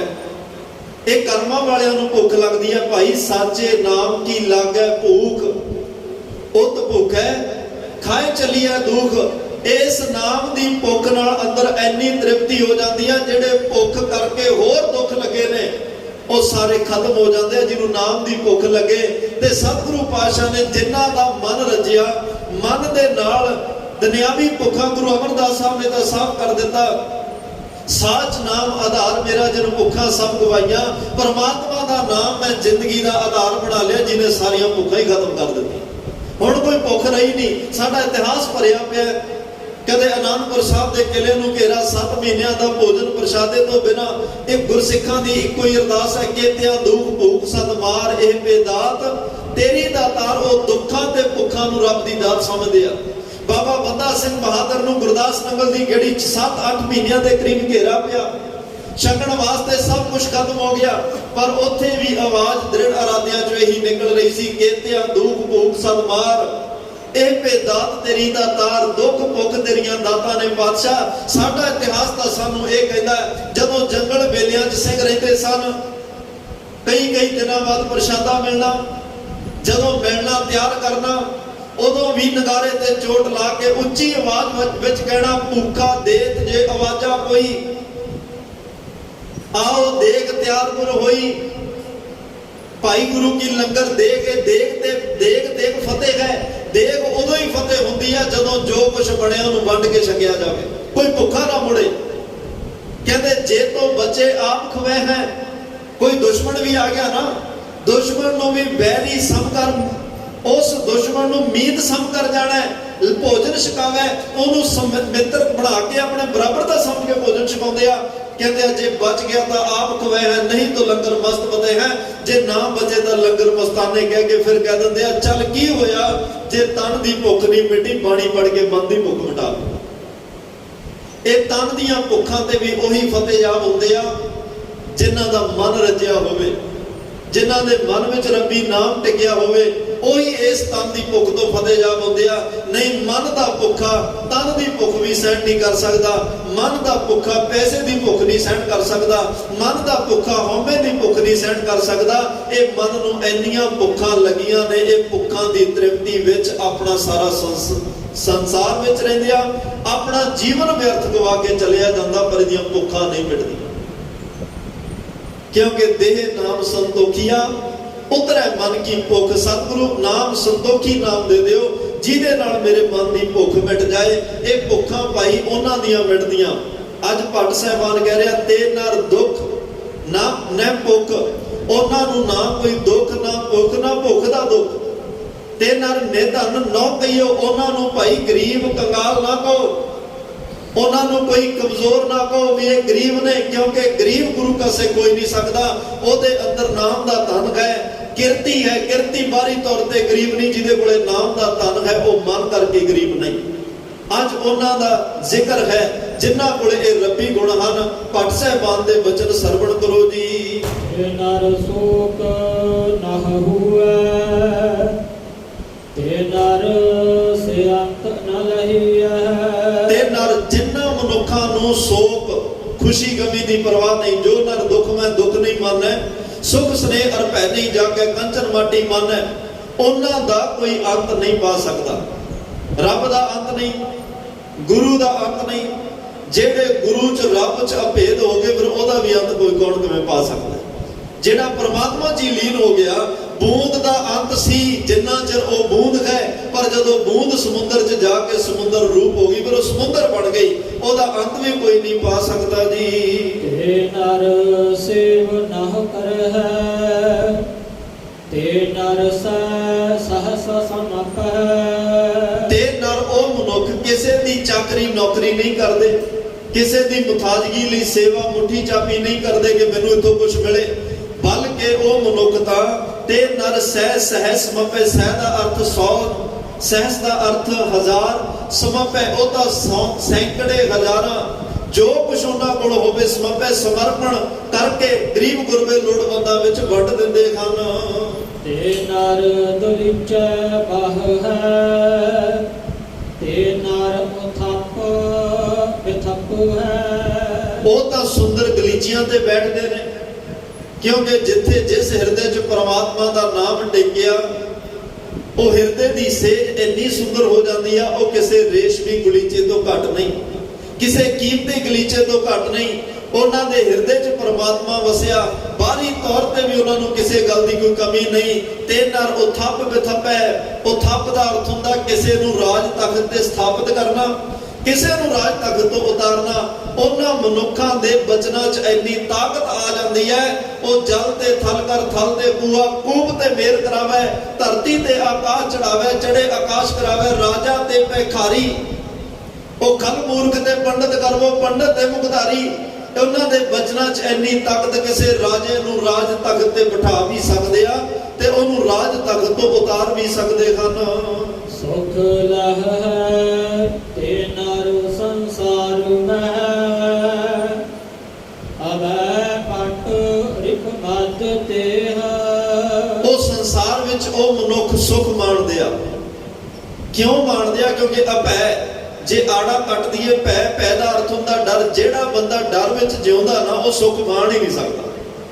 ਜਿਹਨੂੰ ਕਿਸੇ ਵੀ ਤਰ੍ਹਾਂ ਦਾ ਡਰ ਹੋਵੇ, ਭਾਵੇਂ ਬਾਹਰੀ ਤੌਰ ਤੇ ਜੋ ਮਰਜ਼ੀ ਉਹਦੇ ਕੋਲੇ ਸੁੱਖ ਸਹੂਲਤਾਂ ਹੋਣ, ਪਰ ਜਿਹੜਾ ਡਰ ਵਿੱਚ ਜਿਉ ਰਿਹਾ, ਕਿਸੇ ਸਹਿਮ ਵਿੱਚ ਜਿਉ ਰਿਹਾ, ਕਿਸੇ ਨੂੰ ਦੁਸ਼ਮਣ ਦਾ ਡਰ, ਕਿਸੇ ਨੂੰ ਗੋਲੀ ਵੱਜਣ ਦਾ ਡਰ, ਕਿਸੇ ਨੂੰ ਬਿਮਾਰੀ ਦਾ ਡਰ, ਕਿਸੇ ਨੂੰ ਕੋਈ ਡਰ, ਕੋਰਟ ਕਚਹਿਰੀਆਂ ਜੇਲ੍ਹਾਂ 'ਚ ਜਾਣ ਦਾ ਡਰ, ਜਿਹਦੇ ਅੰਦਰ ਕੋਈ ਵੀ ਡਰ ਵਸਿਆ ਹੈ, ਉਹ ਸੁੱਖ ਨਹੀਂ ਮਾਣ ਸਕਦਾ। ਪਰ ਤੇ ਨਰ ਉਹ ਮਨੁੱਖ ਅਭੈ, ਡਰ ਤੋਂ ਰਹਿਤ ਨੇ, ਤਾਂ ਹੀ ਉਹ ਸੰਸਾਰ ਵਿੱਚ ਹਰ ਸੁੱਖ ਮਾਣ ਰਹੇ ਨੇ। ਅਭੈ ਪਟ ਰਿਪ ਮਦ ਤੇ, ਰਿਪ ਦਾ ਅਰਥ ਹੁੰਦਾ ਦੁਸ਼ਮਣ, ਕਿਉਂਕਿ ਪਰਮਾਤਮਾ ਨੇ ਉਹਨਾਂ ਨੂੰ ਨਿਰਭੈਤਾ ਦੇ ਵਸਤਰ ਦਿੱਤੇ ਹੋਏ ਹਨ। ਪਟ ਦਾ ਅਰਥ ਹੁੰਦਾ ਵਸਤਰ, ਨਿਰਭੈਤਾ ਦੇ ਵਸਤਰ ਦੇ ਦਿੱਤੇ, ਜਿਹਨੂੰ ਧਾਰਨ ਕਰਕੇ ਉਹਨਾਂ ਨੂੰ ਦੁਸ਼ਮਣਾਂ ਦੀ ਕੋਈ ਪਰਵਾਹ ਨਹੀਂ। ਦੁਸ਼ਮਣ ਉਹਨਾਂ ਦਾ ਹੈ ਹੀ ਕੋਈ ਨਹੀਂ। ਇਹ ਵੈਰੀ ਮਿੱਤਰ ਸਭ ਕੀਤਿਆਂ ਨੇ ਮੰਗੇ ਮੰਦਾ। ਉਹ ਹਰ ਵੇਲੇ ਨਿਰਭੈਤਾ ਦੇ ਵਸਤਰ ਪਾ ਕੇ ਸੰਸਾਰ ਦਾ ਹਰ ਸੁੱਖ ਮਨ ਤਨ ਆਤਮਾ ਕਰਕੇ ਮਾਣਦੇ ਹਨ। ਸਕੇ ਹੱਥ ਤੇ ਨਰ ਜਾਲ ਕੋ ਬਣੈ, ਗੁਰ ਅਮਰਦਾਸ ਸੁਪ੍ਰਸੰਨ ਜਿਹ। ਹੁਣ ਜਿਨ੍ਹਾਂ ਮਨੁੱਖਾਂ ਦਾ ਭੱਟ ਜਾਲਮ ਜੀ ਨੇ ਜ਼ਿਕਰ ਕੀਤਾ ਵੀ ਉਹਨਾਂ ਨੂੰ ਦੁੱਖ ਭੁੱਖ ਕੋਈ ਨਹੀਂ, ਉਹ ਰਾਜ ਤਖਤਾਂ ਤੇ ਬਿਠਾਉਣ ਤੇ ਲਾਉਣ ਦੀ ਤਾਕਤ ਰੱਖਦੇ ਨੇ, ਉਹ ਕਿਸੇ ਦੀ ਸੇਵਾ ਮੁੱਠੀ ਚਾਪੀ ਕਰਕੇ ਕਿਸੇ ਅੱਗੇ ਹੱਥ ਨਹੀਂ ਅੱਡਦੇ। ਉਹਨਾਂ ਮਨੁੱਖਾਂ ਦਾ ਜ਼ਿਕਰ ਹੁਣ ਪੁੱਛਿਆ ਵੀ ਉਹ ਮਨੁੱਖ ਹੈ ਕੌਣ ਜੀ? ਕਿੰਨਾ ਮਨੁੱਖਾਂ ਦੀ ਗੱਲ ਕਰ ਰਹੇ ਹੋ? ਸਕਿਆਥ ਤੇ ਨਰ ਜਲ ਪੜੈ, ਭਗਤ ਭੱਟ ਜਲ ਪੜ ਜੀ। ਪਣ ਦਾ ਅਰਥ ਹੁੰਦਾ ਕਹਿਣਾ, ਭੱਟ ਜਲਪ ਜੀ ਕਹਿ ਰਹੇ ਨੇ। ਤੇ ਨਰ ਉਹਨਾਂ ਦਾ ਭਾਈ, ਉਸ ਜਿਹੜੇ ਮਨੁੱਖ ਉਹ ਸਫਲੇ ਨੇ, ਉਹਨਾਂ ਦਾ ਜੀਵਨ ਮਨੁੱਖਾ ਜਾਮਾ ਸਫਲ ਹੈ। ਉਹਨਾਂ ਨੂੰ ਇਹ ਰੱਬੀ ਤਾਕਤਾਂ ਬਖਸ਼ਿਸ਼ਾਂ ਸਾਰੀਆਂ ਪ੍ਰਾਪਤ ਨੇ, ਦੁੱਖ ਭੁੱਖ ਨਹੀਂ ਪਾਉਂਦੇ। ਜਿਨ੍ਹਾਂ ਉੱਤੇ ਗੁਰ ਅਮਰਦਾਸ ਸੋ ਪ੍ਰਸੰਨ ਜਿਹ ਹੈ, ਜਿਨ੍ਹਾਂ ਉੱਤੇ ਧੰਨ ਧੰਨ ਸ੍ਰੀ ਗੁਰੂ ਅਮਰਦਾਸ ਪਾਤਸ਼ਾਹ ਖੁਸ਼ ਨੇ, ਪ੍ਰਸੰਨ ਨੇ। ਜਿਨ੍ਹਾਂ ਦੇ ਸਿਰ ਤੇ ਗੁਰੂ ਅਮਰਦਾਸ ਸਾਹਿਬ ਦਾ ਬਖਸ਼ਿਸ਼ ਭਰਿਆ ਹੱਥ ਹੈ, ਇਹ ਸਾਰੇ ਗੁਣ ਉਹਨਾਂ ਦੇ ਬਿਆਨ ਕੀਤੇ ਆ। ਭਾਵੇਂ ਉਹ ਭਾਈ ਸੱਜਣ ਸੱਚ ਵਰਗੇ ਹੋਣ, ਭਾਈ ਪਾਰੋ ਹੰਸ ਵਰਗੇ ਹੋਣ, ਤੇ ਮਹਾਰਾਜ ਸਾਹਿਬ ਕਹਿੰਦੇ ਮਥੋ ਤੇ ਮੁਰਾਰੀ ਵਰਗੇ ਹੋਣ। ਜਿਨ੍ਹਾਂ ਜਿਨ੍ਹਾਂ ਤੇ ਗੁਰੂ ਅਮਰਦਾਸ ਸਾਹਿਬ ਦੀਆਂ ਰੱਬੀ ਰਹਿਮਤਾਂ ਬਖਸ਼ਿਸ਼ਾਂ ਹੋਈਆਂ, ਉਹਨਾਂ ਦੇ ਹਿੱਸੇ ਇਹ ਗੁਣ ਆਏ ਹਨ। ਭੱਟ ਸਾਹਿਬਾਨ ਕਹਿੰਦੇ ਭਾਈ ਗੁਰਮੁਖੋ ਅਰਦਾਸ ਕਰਿਓ ਕਿ ਧੰਨ ਗੁਰੂ ਅਮਰਦਾਸ ਦੀ ਪ੍ਰਸੰਨਤਾ ਸਾਨੂੰ ਵੀ ਮਿਲ ਜਾਏ। ਸਾਡੇ ਕਰਮ ਧਰਮ ਕੋਈ ਚੰਗੇ ਨਹੀਂ, ਸਾਡੀ ਸੇਵਾ ਸਿਮਰਨ ਬੰਦਗੀ ਕੋਈ ਬਹੁਤੀ ਨਹੀਂ, ਸਾਡੇ ਤਾਂ ਮਨ ਵਿੱਚ ਤਨ ਵਿੱਚ ਕਰਮਾਂ ਵਿੱਚ ਕਿਤੇ ਨਾ ਕਿਤੇ ਧੋਖੇ ਧੜੀਆਂ ਬੇਈਮਾਨੀਆਂ ਠੱਗੀਆਂ ਠੋਰੀਆਂ ਹੋ ਹੀ ਜਾਂਦੀਆਂ ਸੁਭਾਵਕ। ਤਨ ਕਰਕੇ ਨਾ ਕੁਛ ਕਰੀਏ, ਮਨ ਕਰਕੇ ਬੁਰਾ ਭਲਾ ਚੱਲਦਾ ਰਹਿੰਦਾ, ਪਰ ਅਰਦਾਸ ਕਰਕੇ ਸਾਰੀਆਂ ਭੁੱਲਾਂ ਬਖਸ਼ਾਈਆਂ ਜਾ ਸਕਦੀਆਂ, ਕਿਉਂਕਿ ਸਭ ਬਖਸ਼ੰਦ ਸਦਾ ਮਿਹਰਬਾਨਾ, ਔਗਣ ਕੋ ਨਾ ਚਤਾਰੇ। ਧੰਨ ਗੁਰੂ ਅਮਰਦਾਸ ਨੂੰ ਕਹੀਏ ਪਾਤਸ਼ਾਹ ਸਾਡੇ ਔਗਣਾਂ ਤੇ ਪਰਦਾ ਪਾ ਕੇ ਪ੍ਰਸੰਨਤਾ ਬਖਸ਼ ਦਿਓ, ਖੁਸ਼ੀਆਂ ਬਖਸ਼ ਦਿਓ, ਰੱਬੀ ਗੁਣ ਸਾਡੀ ਵੀ ਝੋਲੀ ਚ ਪਾ ਦਿਓ। ਜੋ ਅੱਜ ਉਪਦੇਸ਼ ਬਖਸ਼ਿਆ ਇਹ ਚੋਂ ਕਿਣਕਾ ਮਾਤਰ ਸਾਡੇ ਹਿਰਦੇ ਚ ਵਸ ਜਾਏ, ਜਿਹਨੂੰ ਅਸੀਂ ਕਮਾ ਸਕੀਏ, ਤੁਹਾਡੇ ਦਰ ਤੇ ਪ੍ਰਵਾਨ ਹੋ ਕੇ ਇਹ ਕਹਿ ਸਕੀਏ ਇਹ ਲੋਕ ਸੁਖੀਏ। ਪਰਲੋਕ ਸੁਹੇਲੇ ਨਾਨਕ ਹਰ ਪ੍ਰਭ ਆਪੇ ਮੇਲੇ ਦੇ ਭਾਗੀ ਬਣ ਸਕੀਏ ਜੀ। ਇੰਨੀਆਂ ਬੇਨਤੀਆਂ ਪ੍ਰਵਾਨ ਕਰਿਓ। ਸਤਿਗੁਰੂ ਕਿਰਪਾ ਕਰਨ, ਗੁਰਮਤਿ ਦਾ ਉਪਦੇਸ਼ ਹਿਰਦੇ ਚ ਵਸਾਇਓ, ਭੁੱਲਾਂ ਗਲਤੀਆਂ ਨਾ ਚਤਾਰਿਓ। ਆਪ ਸੰਗਤ ਦਾ ਧੰਨਵਾਦ ਜਿਨ੍ਹਾਂ ਪਿਆਰ ਵਿੱਚ ਬੈਠ ਕੇ ਸਰਵਣ ਕੀਤਾ। ਗੁਰੂ ਗ੍ਰੰਥ ਸਾਹਿਬ ਮਹਾਰਾਜ ਸਿੰਘ ਸ਼ਹੀਦ ਬਾਬਾ ਜੀ ਦਾ ਧੰਨਵਾਦ ਜਿਨ੍ਹਾਂ ਵਿੱਚ ਵਰਤ ਕੇ ਆਪਣੇ ਦਰ ਘਰ ਦੀ ਸੇਵਾ ਲਈ। तमाम भुलां चुकां दी खिमा देव सजणा सीसड़ियां जो होवे साहिब सो मेल। आओ आखिरी पंक्तियां दा पाठ श्रवण करके समाप्ति करिए जी। सुख लह है ते नर संसार में, अवै पट रिप मद ते सके हथ ते नर जल कुपणै, गुर अमरदास सुप्रसन्न जिहा। वाहिगुरु जी का खालसा